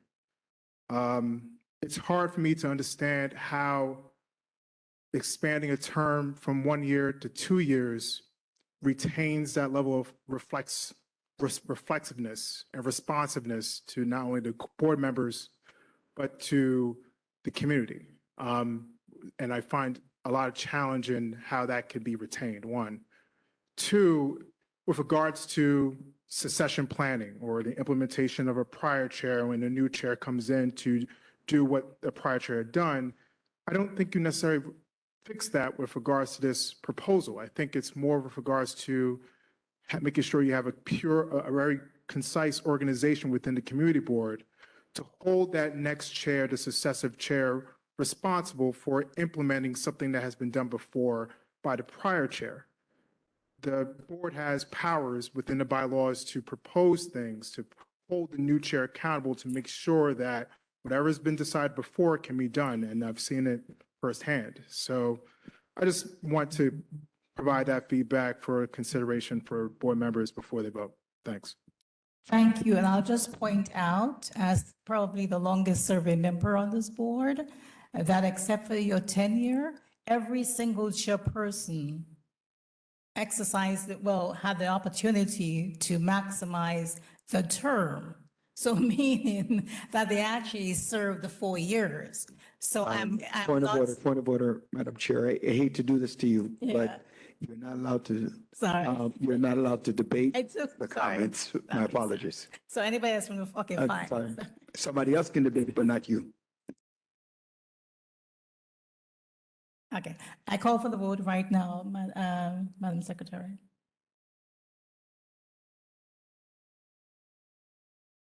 For a point of clarity, you're asking for a 2-year term. Did you mention how many terms or just changing from 1 year to 2 year? It just changes the term period, which many of the community boards in New York No, City. I wasn't asking for next, I just want a point of clarity. Is it a 2-year term, 2-year terms? That's what I'm just asking. That would be dealt with separately. Okay, thank you. That's all I'm asking. Thank you very much for. Mhm.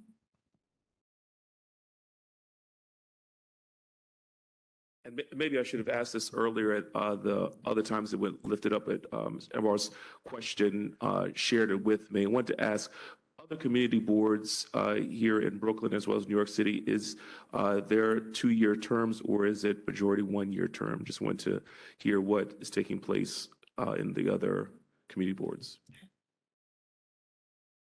Am I permitted to answer? You want to answer? So each community, well, I just answered from the Borough Hall perspective. From Alderman Miami East Community Board has the autonomy to amend your bylaws as it fits your community. So even though the 18 community boards, the 18 independent community boards that follow the laws up the chain. So if our community board chooses to vote that way, then that's what happens. Like they're community boards with unlimited terms for their chair, right? Which we have not voted for that, right? And their community boards extend how many terms you can serve, right? So each of the 18 has the autonomy to do whatever you want to do, essentially within the confines of the city charter and the state constitution.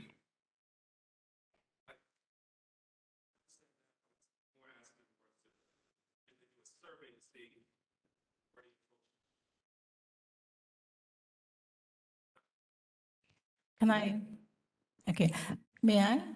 Okay, I didn't do a survey, but I did have the members of the bylaws committee collect as many bylaws as we possibly could, and we did see bylaws which have 2 years. Whether it's the majority of the 18 or less than the 18, I don't know. We didn't do that, but we did look at bylaws that do have 2-year terms. Madam Secretary.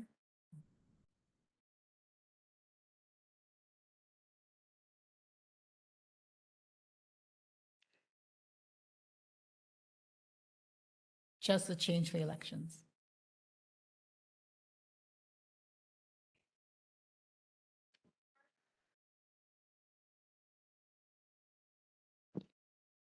Sorry about that.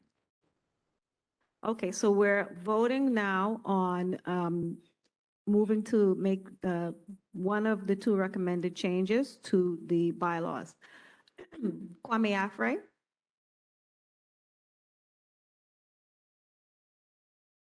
Aaron Ampal. Berlard Antoine. Hassan Bakrdeen.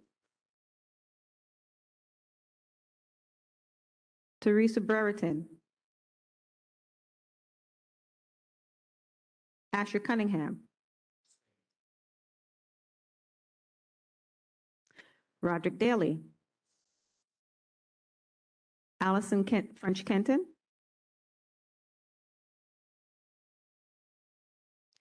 Dr. Charles Galbraith. Rose Graham. Gail Grandison. Julia James. Yes. Osney Lewis. Montserrat Oni. June Prasad. Dion Kwamina.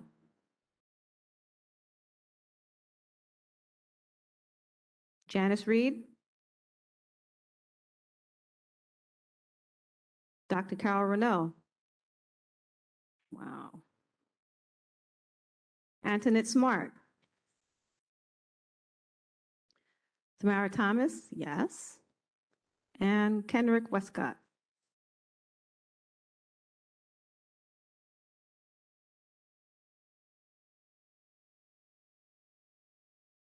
Okay. The next, while the votes are tallied, the next resolution deals with deals with board attendance. And let me just set the stage by saying the process of removal is under review by the borough president. So we are not discussing what must take place. Whatever happens, it has to comply with the city charter. And right now, the city charter I think does require majority vote. The borough president may step in. What is only being discussed here tonight or voted on tonight is what constitutes absences and how many absences must occur before any action is taken. So we are not debating, we're not discussing, we're not voting on how it should happen. That will comply with New York City laws, however the process unfolds. And I know the borough president has been taking a look at it. The issue here tonight is to address the lack of quorum that we've had. This is January 2023, and this is the first time in the entire fiscal year we've achieved a quorum. So that's why it was necessary to take a look at the bylaws. Currently, the bylaws permit for excused and unexcused absences. I will tell you, the borough president is not going down that path. The borough president has completely eliminated this concept of excused absences. Okay. In addition to that, the bylaw says it had to be consecutive. So somebody could be absent for 3 months, show up for 1 month, and then be absent again for the next 3 months. Okay. That has been impacting the board's ability to be able to do the community's work. So the vote on the table today is to delete currently what's in the bylaws. The bylaw says members of the board shall make every effort to attend board meetings. Removal for cause is outlined as 3 consecutive unexcused absences, or a total of 5 unexcused absences. The proposed change says in-person attendance at regular board meetings is required. And again, that's consistent. We're not even debating the issue of in-person attendance. That's part of the bylaws already. It's just a matter of incorporating it here for consistency. So the real issue is upon a board member missing 4 meetings of the board, whether consecutive or not, steps shall be taken by the first vice chairperson within 2 weeks of the member's 4th absence to terminate board membership for cause by first providing written notice to the board member. Upon notification within 2 weeks, the member may submit a written appeal to the chairperson to be deliberated and voted upon at the board's next scheduled executive committee. I open the floor for discussion.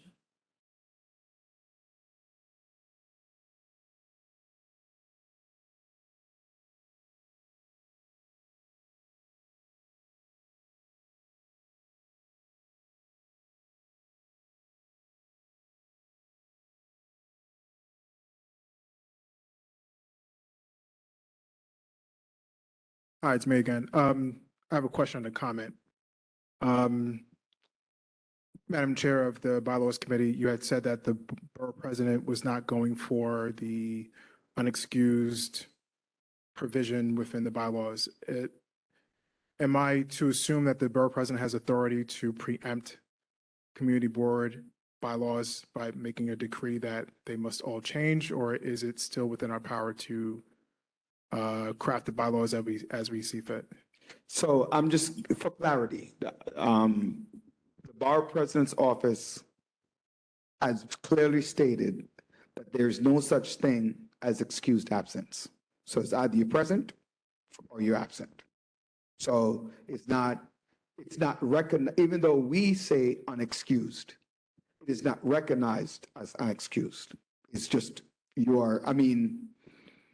though you might call in and say, I have an emergency and I cannot make the meeting, and you say, I want to be excused, there is no such thing as excused. That's what and that comes directly from the borough president's office. And I assume that's been interpretation from city charter, basically, right?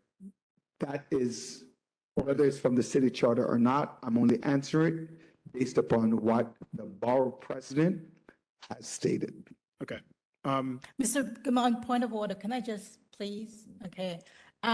What we need to bear in mind is that while the bylaws, all bylaws are legal documents which are legally enforceable, we need to bear in mind it's the borough president who appoints.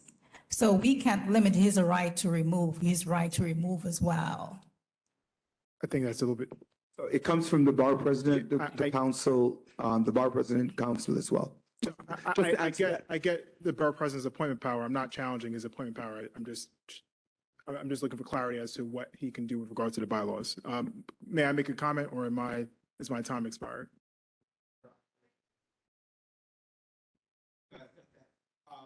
So the rule is that because you can't do both, right? So either you come to ask a question for clarity, or you're stating against it. You can't do both, so you're out of order. I yield the rest of my time. Thanks. Okay. Are there any other comments, any other questions from the floor? There being none, can we take the vote, please?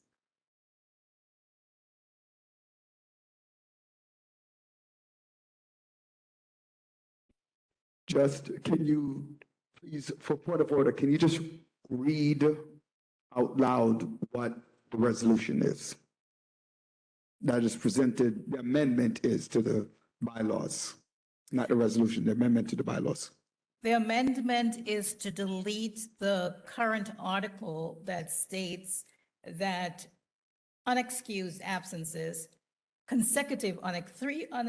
consecutive unexcused absences are allowed, or 5 unexcused absences.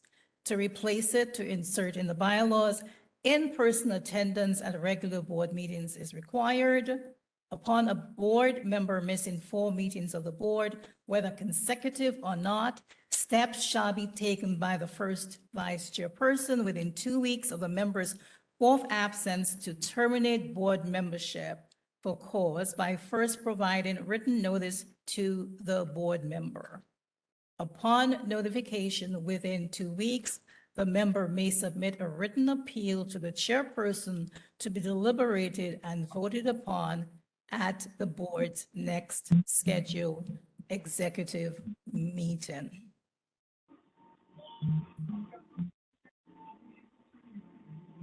So with that said, and hope everyone understands, I'm going to start the vote. Kwame Afre.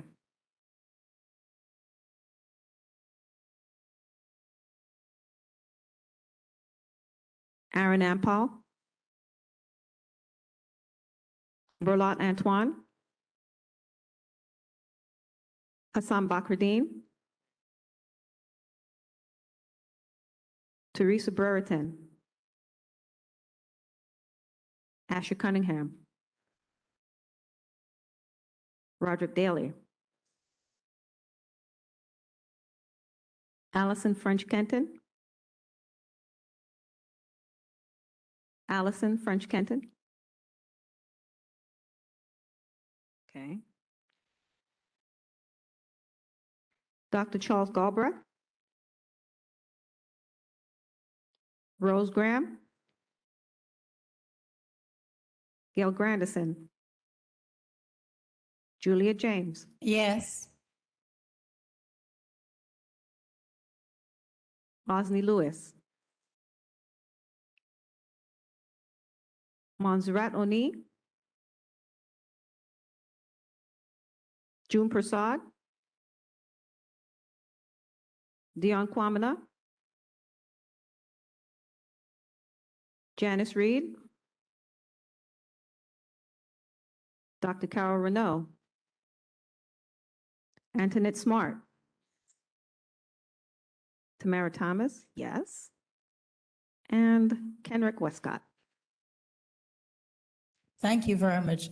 Mr. Chair, while she's tallying the votes, can I just make a quick comment? Okay. Thank you. I want to clarify that according to Robert's Rules of Order, any board member who has the support of a number of board members can bring a motion to remove or censure a chair. Misinformation was given to this board I think it was last year. So having someone elected for 2 years does not remove the right. You are empowered at any point of time, as long as you have sufficient votes. I think it has to be like probably 25% of the board. You can bring a resolution or motion to the floor. Doesn't even have to be brought in advance, to the floor, to have the chair or any other officer removed or censured. Thank you.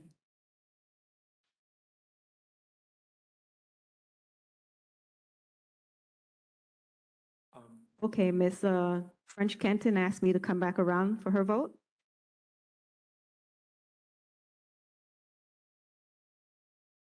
Thank you. Okay.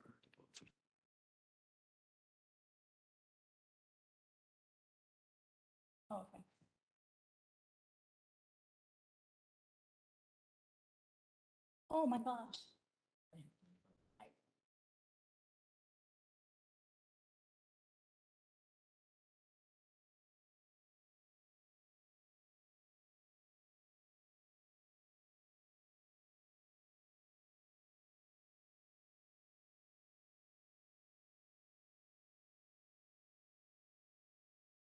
While she's tallying the vote, okay.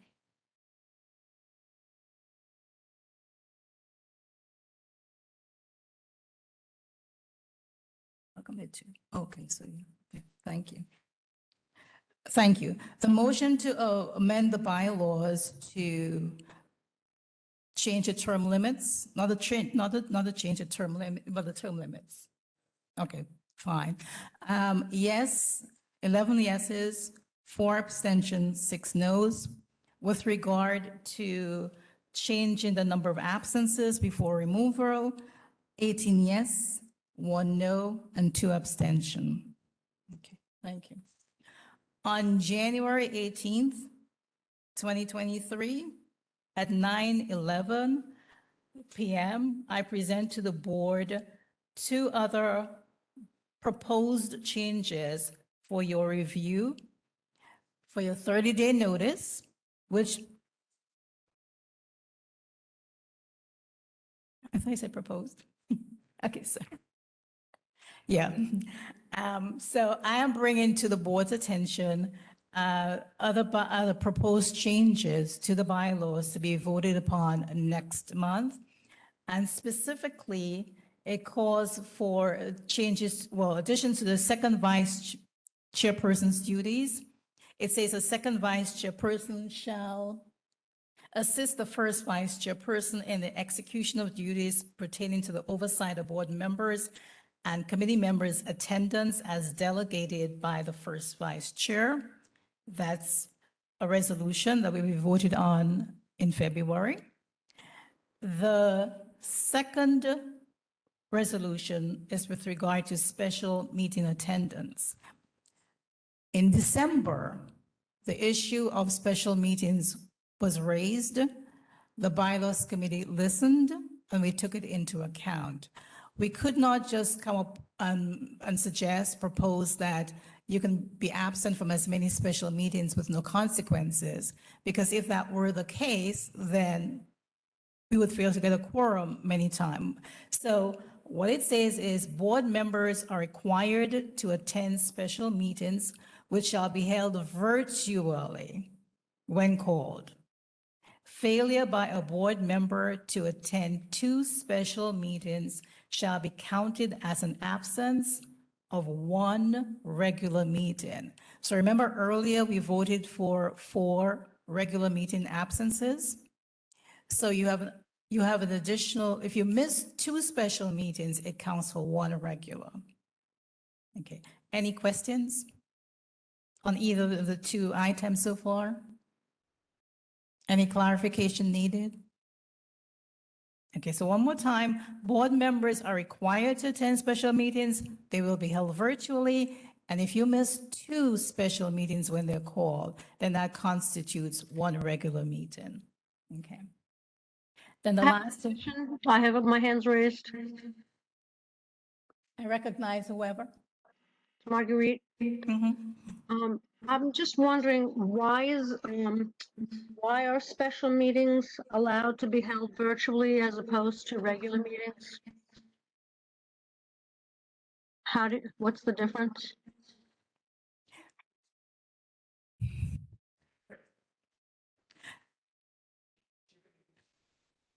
As a matter of technicality, since the New York State Public Officers Law did not cover special meetings, we took the liberty to make it as easy as possible for board members. So had New York State Public Officers Law say that even for special meetings, you're required to be in person, as it does right now, at least the quorum has to be physically present, we took the liberty to do that. So that's why we provided for virtual meetings. And also, special meetings are only board members. So whereas the general public meeting is for all community people. So that's also part of that conversation as well.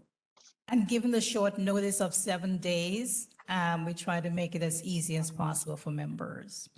All right, and Matt, when we say 7 days, also location, to find location in a short period of time, that creates an issue as well. Whereas the public meeting is monthly and is established. Thank you. The third item that will be. I do apologize. I have my hand raised. May I be acknowledged, please? Yes. I do have a question regarding the special meetings and the cancellation of said meetings, which then put a burden on board members who have already made accommodations to attend said meeting. What then? I'm not sure I followed. The idea is So to it's have. stating, it is stating that you must attend. If you do not attend 2 special meetings, then you will be held accountable as if you have not attended 1 regular meeting. So the question comes in about, I can use a recent example where we did have a special meeting called. Board members made arrangements and provisions to be at the meeting, and the afternoon of the meeting, it was canceled. So are you proposing, Member Bakladine, that we make every special meeting 1 absence? Is that what you're I'm not saying proposing? to make it 1 absent. I'm asking for clarification of what happens if the reason the person misses the meeting is because it was rescheduled at the last minute within a shorter time frame. So all special meetings have to be scheduled within 7 days. Thank you. Okay. All right, so within 7 days. And what I did for the last special meeting was, I think it was a month late I scheduled it, I think, or close to a month. Scheduled for the Wednesday, and then on that Wednesday, it was rescheduled for the Monday, which was less than 7 days away. I rescheduled for was it Monday? It was a Monday. Oh, it was a Monday, you're right, but it wasn't for that Monday, it was 2 weeks. But I think, if I'm understanding, I wasn't at that meeting. Point of order. It was called as an emergency meeting, not a special meeting. Oh, okay. Emergency meeting does not require 7 days notice. And I made sure the district manager, what? Pardon me? So the special meeting was changed to an emergency meeting, so therefore we did not require advance notice. That's incorrect. You are required to have at least 3 days notice for the emergency meeting. But the meeting that you're referring to was not a special meeting. I spoke to the district manager to make sure everything was okay. It was an emergency meeting, not a special meeting. So it did not require 7 days notice. I will check my messages, but thank you. That is not how I recall it. Thank you for clarifying. You're welcome. This does not address it. It just addresses the special meetings. Okay.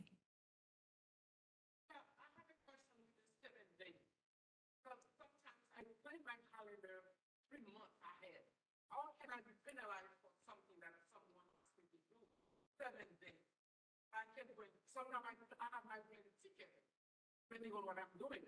So I can cancel it 7 days because something like someone tell me to have it in 7 days.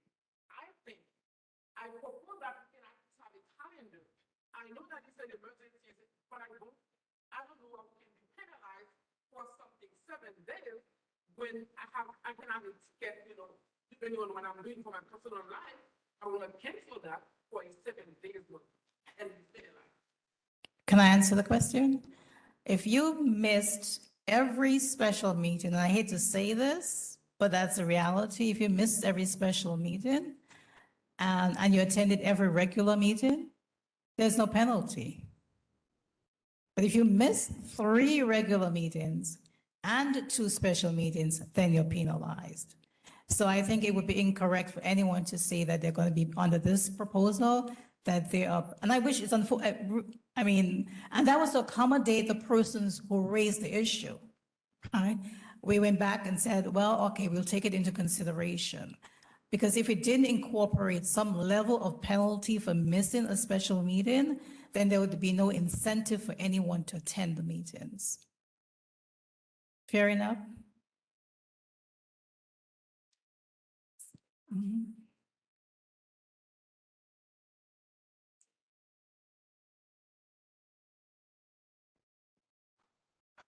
I would also like to just to Chair Antoine's point. We only had a second special meeting because we didn't have quorum at the first.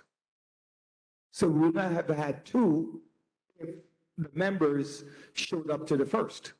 I think that we had 16 people, but there was an incident also, right? So we knew that at the last moment, right? So we only had 1 special meeting this year,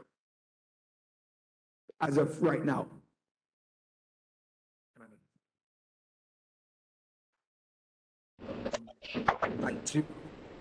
I do understand the significance for penalty for a lot of these rules, but I do believe hearing what I've heard in the room, the members being concerned about the penalty, my recommendation would be to remove the penalty and put a strong recommendation to members to really attend special meetings. I do believe that the virtual component should encourage members to at least attend.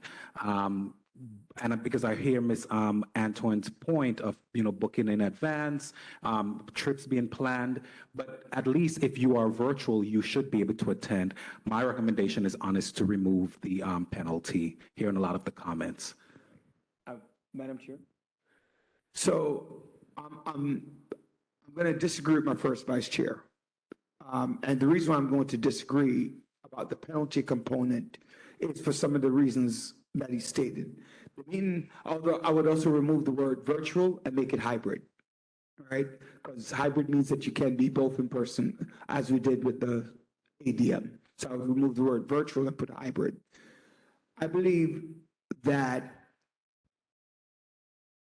the only way that this issue becomes a problem is if you don't attend monthly meetings. Because if you could miss 6 special meetings without getting a letter, right? You could miss 6 special meetings, and I've been on the board for 9 years. And in that 9 years, I think we've had 3 special meetings, maybe 4. So a lot of times we are concerned about this penalty because we're missing regular meetings. And the regular meetings is far more important in my mind in terms of attendance because they're more regular, it's more scheduled. So unless you're concerned that you're not going to show up to monthly meetings, then you need to be worried about the hybrid component. That's just my thought when you really think about the logics of it. For example, I have not missed any meetings, right?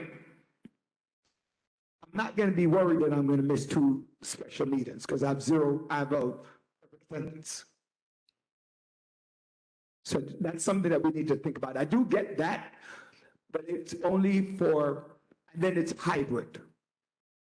So the additional thing that goes, but it doesn't say hybrid. I would like to amend to say hybrid, right? That's that's where I am with that. And to the vice chair's point, The chair has been pleading for members to come out for the in September, October, November. This is the first time we've had a quorum. So if you're pleading with members for the regular meeting, how much more can you plead for special meetings? Any other questions, comments, observations? Okay, so I want to just recap and say these 3 items with the amendment that instead of saying virtually, we'll say in hybrid, will be presented 30 days from tonight to the board to be voted on. Thank you very much. I have my hand raised. Please, go ahead. Yeah, on the committee one, y'all removed the housing committee. And why would y'all do that when they did the survey to find out what were the top priorities? Housing was one of the 3 top priorities for our community. So why would you remove the housing committee? That is a very important committee and not to be thought of as an afterthought. We have affordable housing issues in our community. We have people who are homeowners who have issues with taxes, lower property taxes, things of that nature. We have a lot of issues with housing in this area. So why would housing be removed as a committee? That is not an afterthought. That is a very important committee. Okay. Housing has not been I'm looking at the list that you have here, and also who determined which ones we need and which ones we didn't. I didn't see a survey go out so that we can ask the community what is our priorities, what we want, and what we need, because each neighborhood has different needs and wants. Wait, Ms. Fields, Chair Fields, point of order. Yeah. I hear the passion, but it's not up for discussion as yet. So we have to close out one issue before you bring up a second. So we need to close out. The whole thing. Wait, Ms. Fields, when the motion comes to the floor for discussion, then you ask to be recognized by the chair. Right now, you're out of order because we're discussing special meetings. So once we finish that, then you can have the conversation. Okay, I thought she was finished. That's why I did that. Okay, thank you. Okay, I will move on to committees. All board members are required to serve on at least 2 committees. That's something the borough presidents have been. It's actually one. One committee? Says one, you're changing it. Yeah. So that's an amendment to the bylaws. It's always been 2, right? No, it's one. Okay, It's- even if it has been 1, the borough president from the time of being on this board has been insistent it should be 2. I'm not saying no. What I'm saying is that the bylaws says one, This plus is- the general board. This is a So your proposal. nominee make it, if that's what you can. And that is to make it consistent with the borough president's mandate from ever. Okay. Any comments besides the chair? I don't understand what just happened there. Can you repeat what was being said so I can understand? All board members are required to serve on at least 2 committees.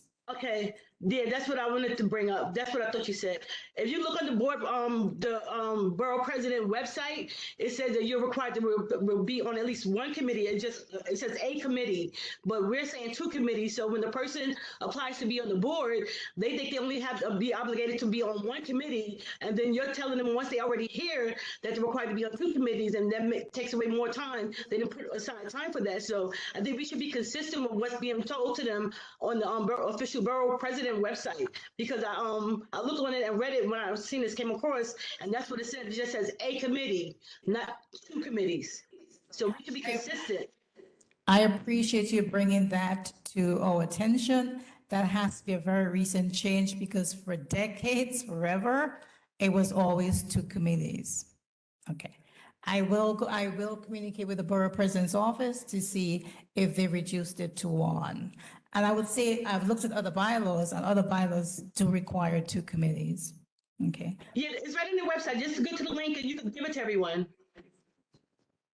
Ms. Fields. Ms. Fields? Hello? Yeah? Okay, all right. So the rule of talking and arguing, it's not back and forth, right? So you have to wait to speak, wait to be acknowledged before you speak. And Oh, then- sorry. Wait, hold on, Ms. Fields, I'm not done. Let other people speak before you speak again, Mr. Westcott, 1 second. okay? So All I'm asking is not that you can't speak, but you have to allow, I know you're very passionate about it, but you're going to be out of order if you don't allow other people to speak. Okay. All right?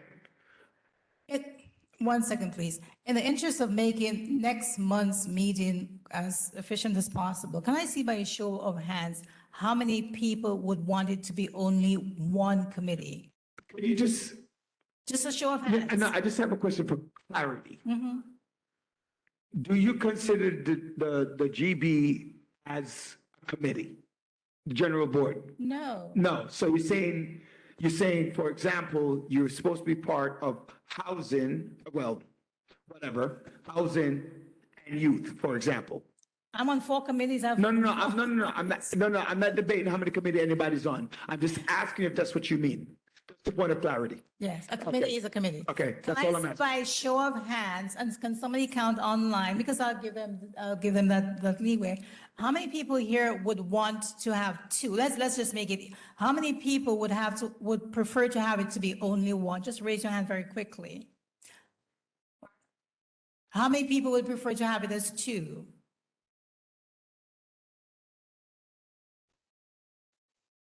Two, 1, 2. Because bear in mind, we have fewer committees. Okay. So is it fair to say that the consensus of the board is to only have 1? I will put the 2 and people will be. Okay, we'll put it to a vote and the majority will decide. Okay, very quickly to the next one. Committees, we have an abundance. Sorry, I had my hand up. I recognize Ms. McCarthy. I recognize you. Oh, I do have a question, a clarity question regarding the anomalies of membership of said committees. I've been on the committee for many years and quite frequently I'm not receiving the alerts about with the access point for the meetings. Excuse me. So will that also be addressed as a part of this addition? What is she talking about? She's, Ms. Bakudin, I agree sir. with you 100%. Yeah, She's saying that we're not getting needed notifications. That's not a point for this right now. No, so, right. So But if you're she's- holding people accountable for being she's- on certain committees, then they need to be. Hold on, Ms. Bakudin, hold on 1 second. Hold on. On point of Please order, just clarify. that's something you as the chair can address and other business. Okay, so we'll just talk about the number of, okay, so Ms. Bakudin, my understanding for clarity is just how many, not about attendance, but how many committees should board members be inclined to be part of? A minimum of 2. That's all she's talking about. But your notification is a very good point. I just want to point that out again, although I'm out of order. That's for you to address. Thank you, Mr. Chair. Committees shall consist of standing committees as specified herein and such other special committees as a chairperson or majority of the board members at a regular meeting vote to establish. Land use, personnel, beautification, youth and education, transportation, social services, which incorporates housing, budget, commerce, executive. So we are not eliminating housing. It should be a critical component of social services. I open the floor for comments. My hand is raised.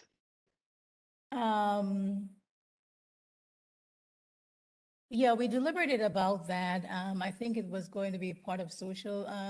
What are your thoughts? I'm opening, the whole idea is to get your views and not, what are your ideas of public safety? Yes.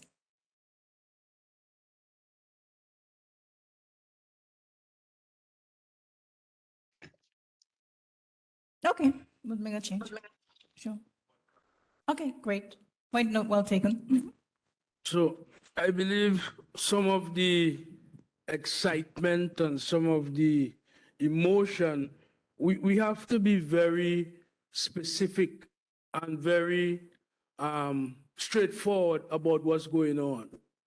The reason why some of these committees are together because of the attendance, right? Thank you. Mhm. And we don't want to make it seem as though we taking somebody's position or whatever the case may be, because you could still be effective inside of a committee. right? But the issue we have is attendance. So it's nothing personal.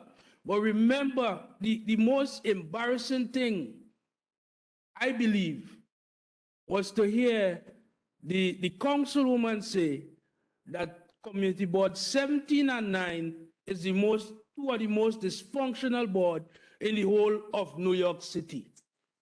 And when she said that, whatever we do now to mitigate that, I am for it. So I'm sorry if somebody feel if they feel this is about the community and being effective.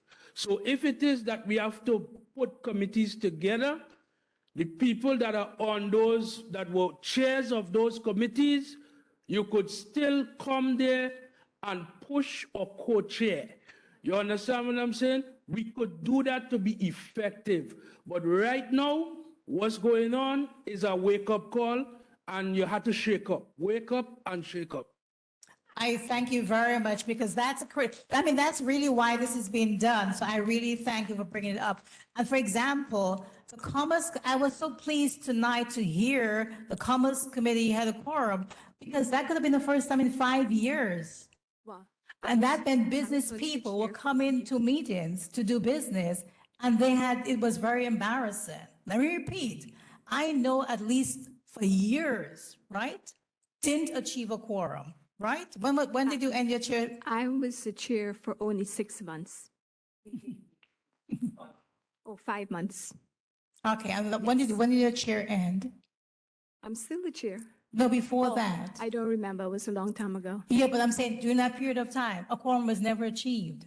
Isn't that embarrassing?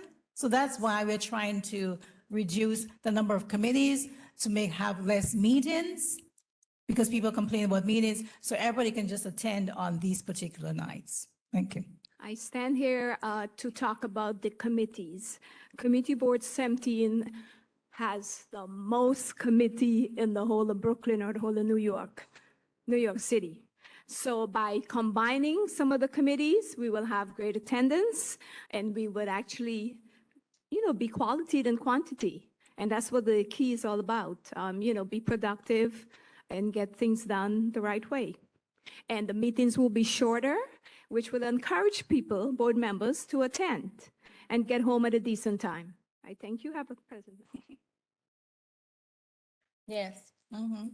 I would also like to add, I don't see hospitality there, but I'm sure somewhere in there, would be there. Services, okay.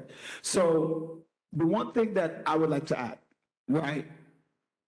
I'm always going to push for co-chairs in every committee, right? Secondly, I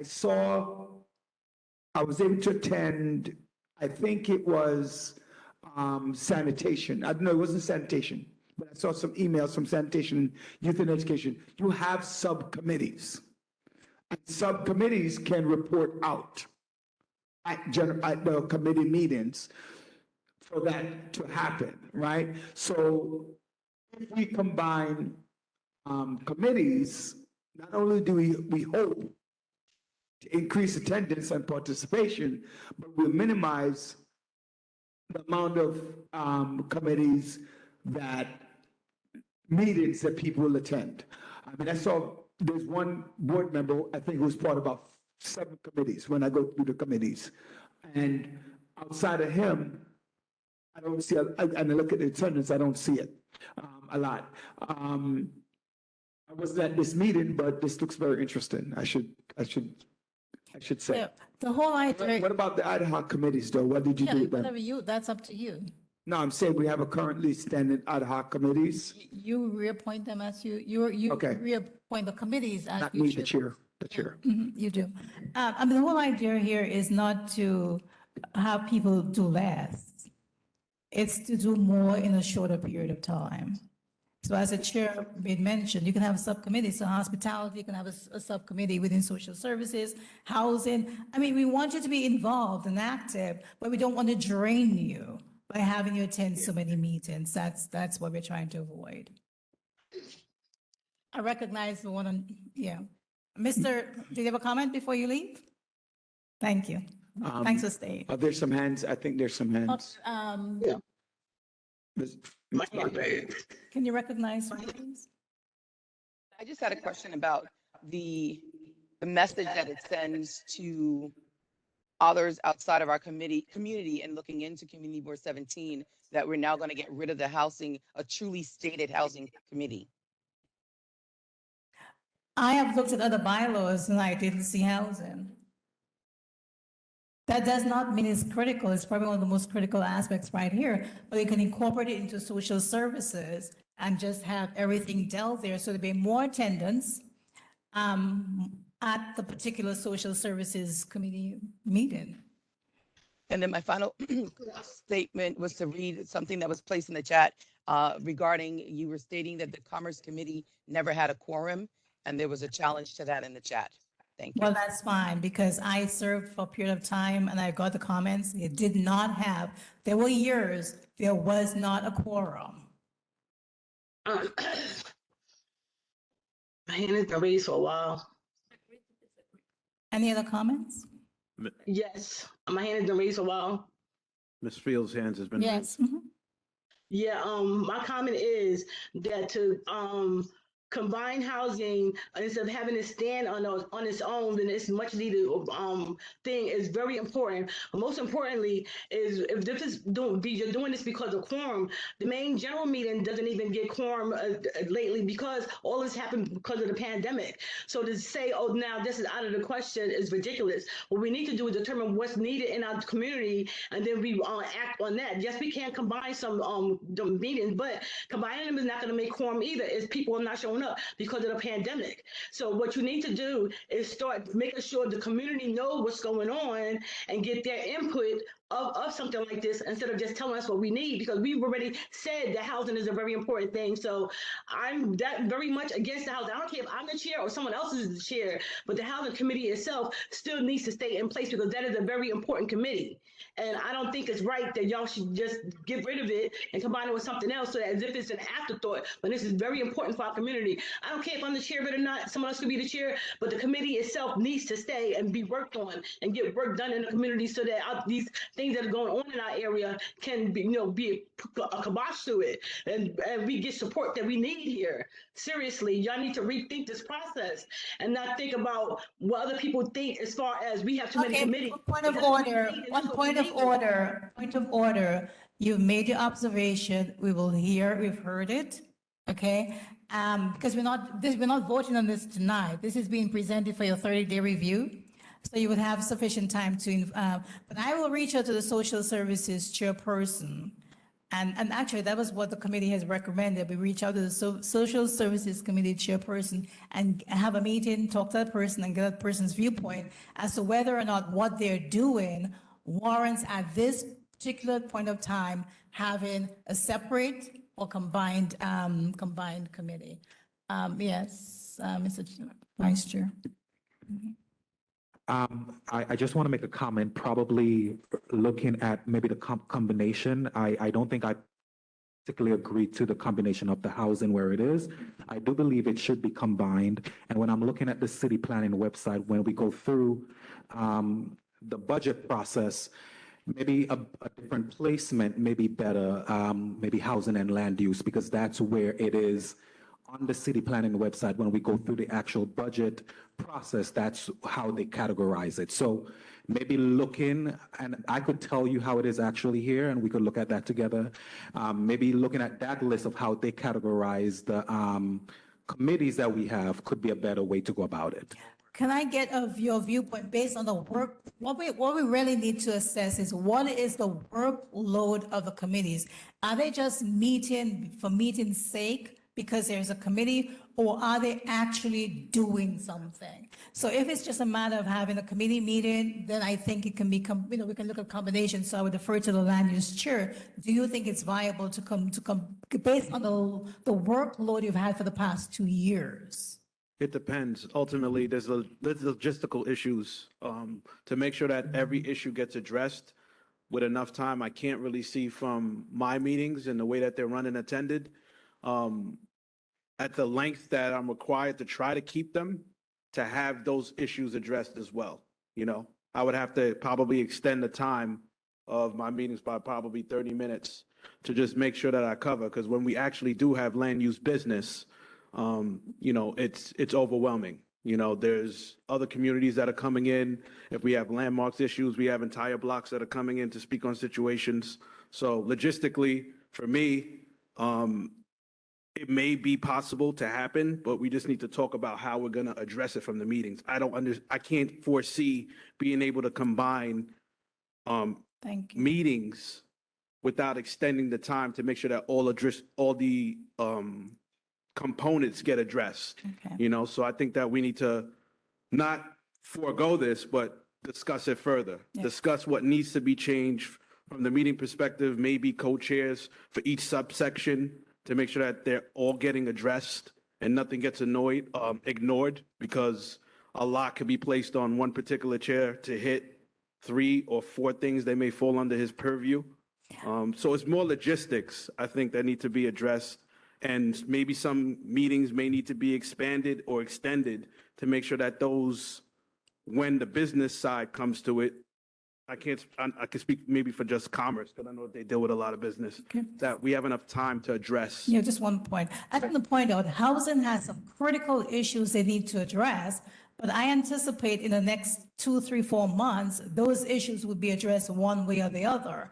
It's not like it carries over for the next year or 2. So they're critically important. Nobody is minimizing their importance. They need to be addressed. And the housing chair will have the opportunity to address them for the next couple of months. But once those issues have been addressed, do you really need to meet separately on housing? What else are you doing? And that, we really should be speaking from the perspective, what are we doing? What tasks are we accomplishing, Mr. Chair? So I'm just thinking that when the bylaws committee meet, I'm still concerned that public safety is not there. So I would propose that you combine, that you think about amending that amendment to say transportation, transportation and public safety, and maybe pull housing. I think that there are really A, C, D, E, F, and H are really committees that meet every month. And to add housing, I don't think that would be an issue to pull housing as its own separate committee and combine transportation and public safety. Okay, I just want to point out too, the public safety has not had a quorum or meet, Exactly, for that's what I'm whatever it is. So we're not trying to have meetings for people calling meetings, people show up and they're not able to do anything because they don't have. Right, and that's why I'm thinking transportation And public safety? and public Okay, safety fine. together Thank as you. one committee, and then pull housing by itself. Okay. That's just a proposal as well. Yes.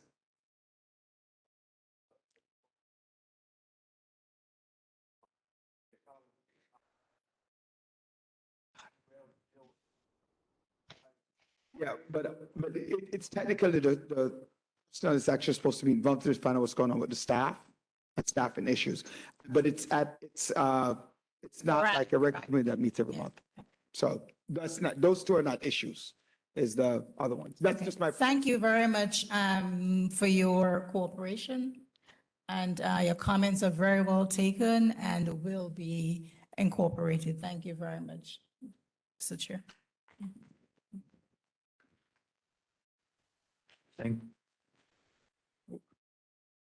Thank you, Chair James. I will recognize at this moment Councilmember Lewis, who's online and who would like to.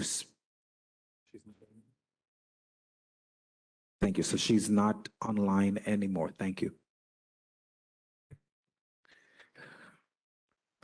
So come on, Daniel can speak on our behalf.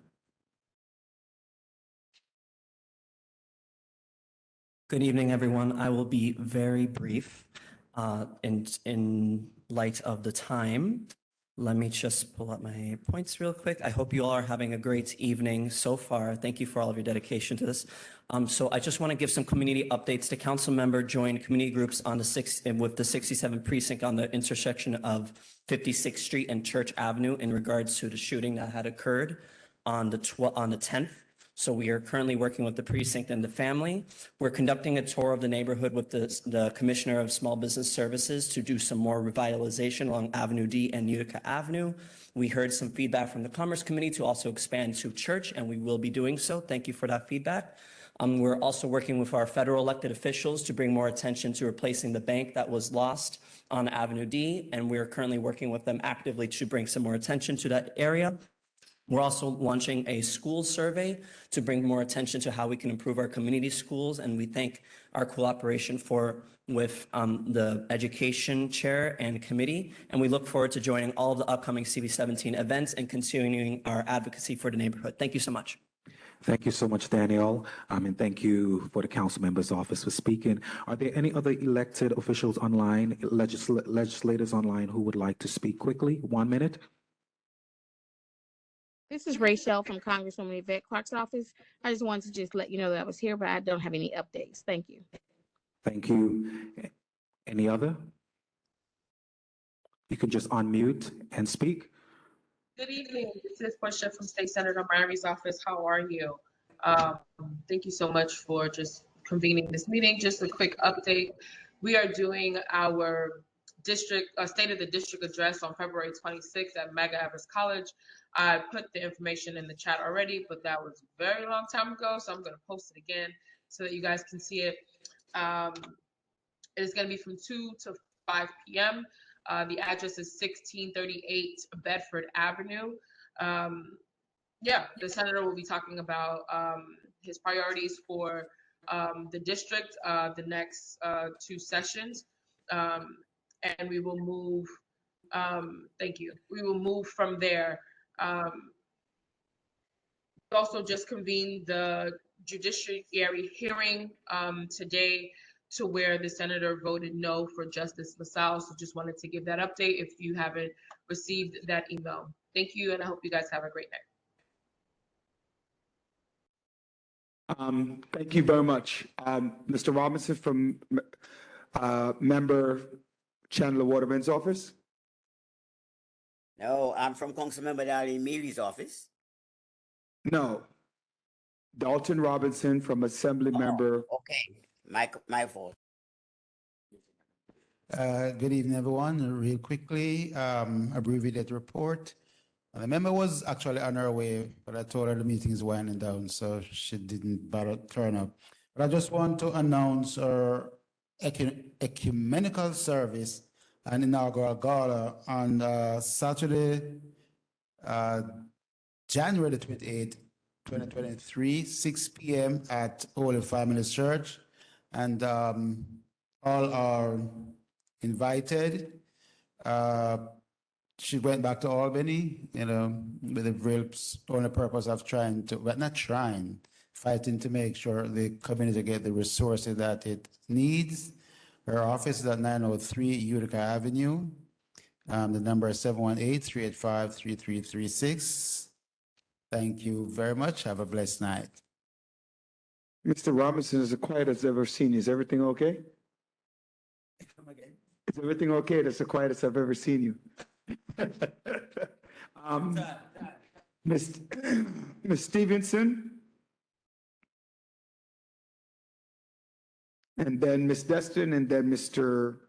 Roberts.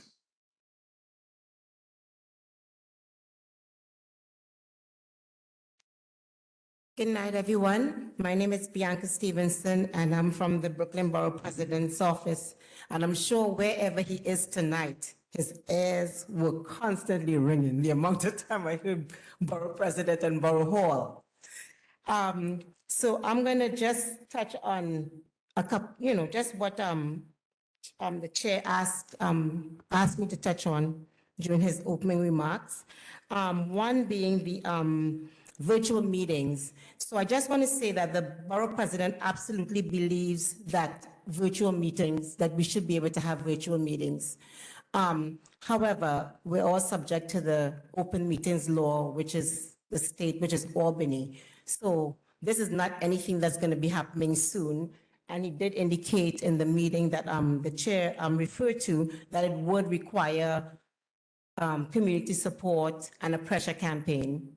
One being, he would have to work with the other borough presidents and also to ask the city council to pass a home rule, as well as pressure Albany to just bring this whole process of meetings in line with what's happening already in the private sector and what's happening even among nonprofits.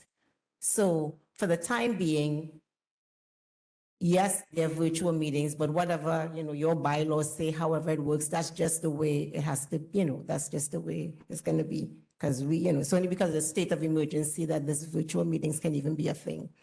Right, so there's that. I wanted to say, reinforce that CB application season is open and we're fast approaching the deadline, which is February the 14th. The chair indicated earlier that if you are a board member, half of your board basically, your term will expire. And if you do not reapply, then you automatically drop off. So it's important. And not only that, I'd like you to, there's some flyers at the back, and we have a lot of flyers at Borough Hall, electronic and paper. Please do circulate it among people that you may know, who you may think is a good fit for the board, young people to 16 to 18. It's really important because just from what happened here today, 5 people were removed. The next time 6 people might be removed. And then there are people who may not come back, because of personal reasons. For you guys to have your committees functioning properly, have the kind of energy you want behind, community work. This kind of work is supposed to be exciting work. It's not supposed to be a slow, you know what I mean? So if you have your full complement of board members who truly want to be there, right? It's for the best of the board. So please do, circulate it. Tell people, the application is open, it's online, it's very simple, so that we can really be able to seat a board of people who want to be here. And that's basically what comes to, because everything in life is choices, right? And the borough president is also going to be looking at absences in terms of his reappointments. I know you have your process here, but absences, that's going to be part of whether you get reappointed or not, because there's no point, well, I don't want to belabor the point, but you guys get it, right? So community board applications. And, I just want to let you all know that, the state of the borough, I know some of you came, the borough president just did his state of the borough address first. And, we're really excited about it. And then there he outlined like 4 main priorities going forward, one of which is also the community board sort of reform effort, because he absolutely thinks that in his vision, that community boards is the grassroots of our local government, and he wants to make sure that they're fully funded, fully resourced, and just represents the diversity of all the districts. So I'll just leave it there. But, exciting times are coming. And, I know this hasn't always been the case, but this borough president fully intends to be involved and ensure that community boards are dynamic and really represent all that Brooklyn is. So, strap in. Thank you very much and have a good night.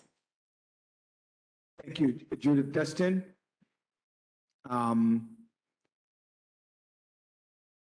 Judith Destin, come on down. Hi, everyone. Hi. Miss you guys so much. I miss you all. I just want to say hello, Happy New Year.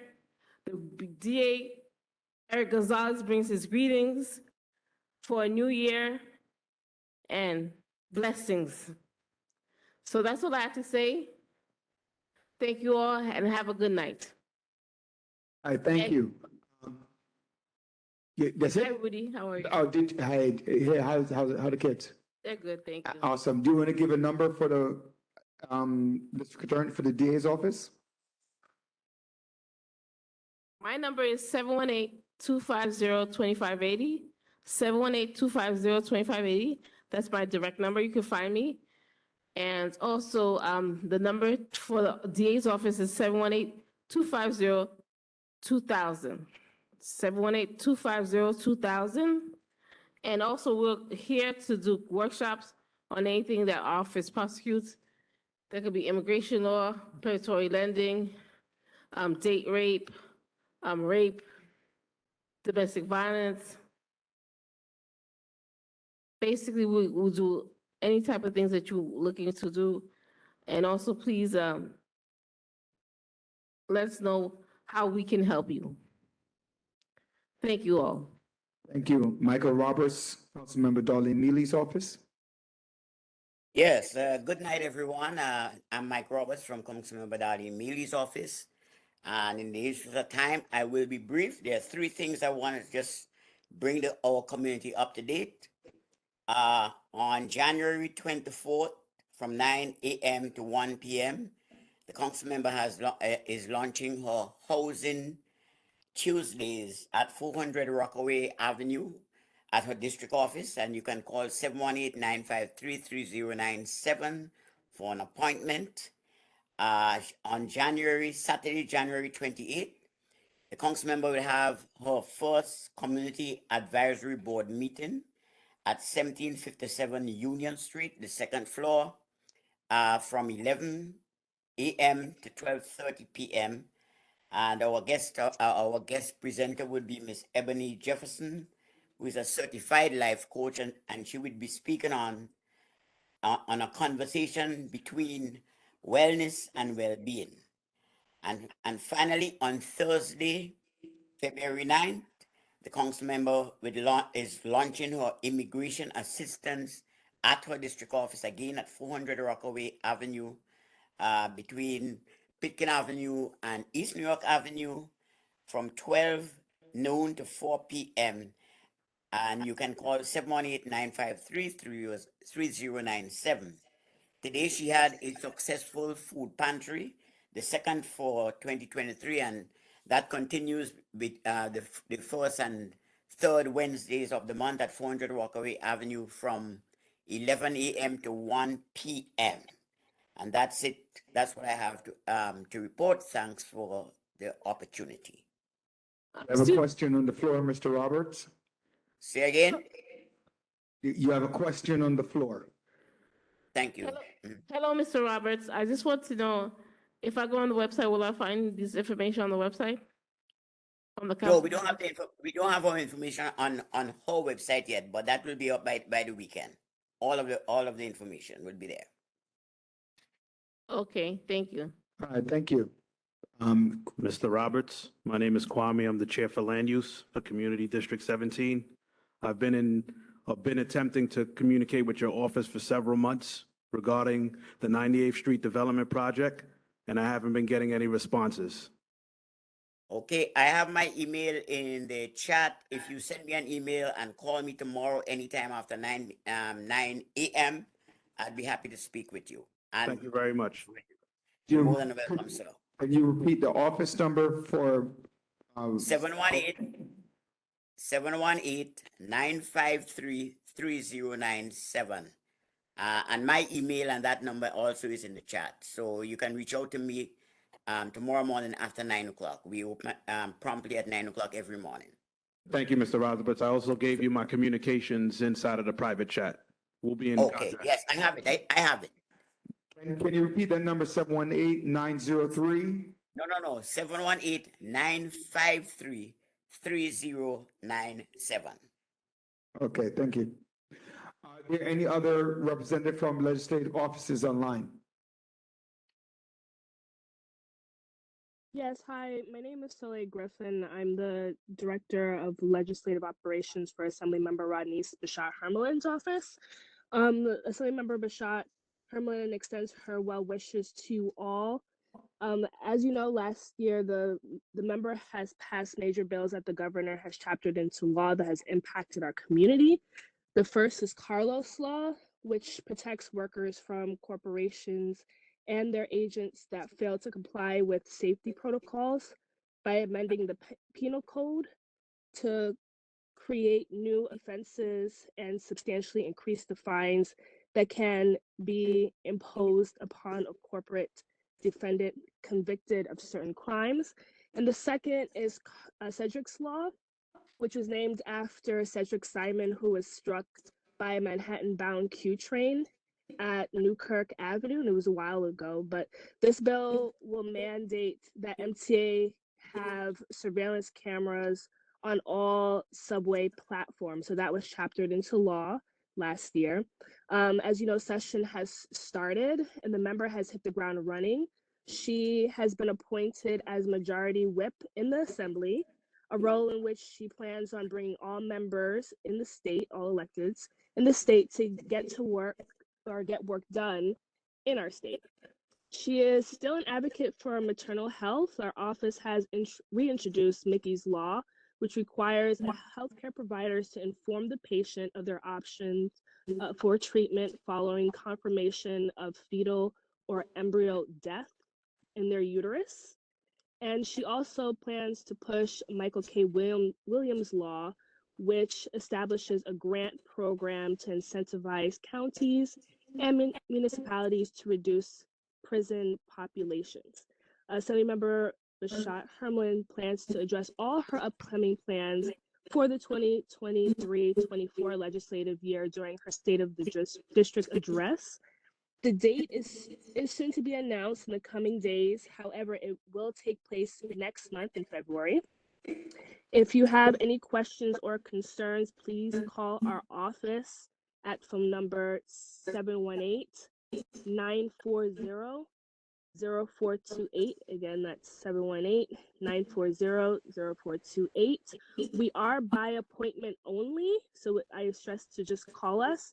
However, our address is 1312 Flatbush Avenue, and that's 1312 Flatbush Avenue. We're between Foster Avenue and East 26th Street, if you choose to make an appointment with us. Thank you. Have a good night. All right, thank you very much. Are there any other representative from elected officials? All right, seeing none. Any special report, board members? Board member, yes. Oh. Old business, we have none. New business, we have none. Can I get them? Are there any new business? Yes. The funding.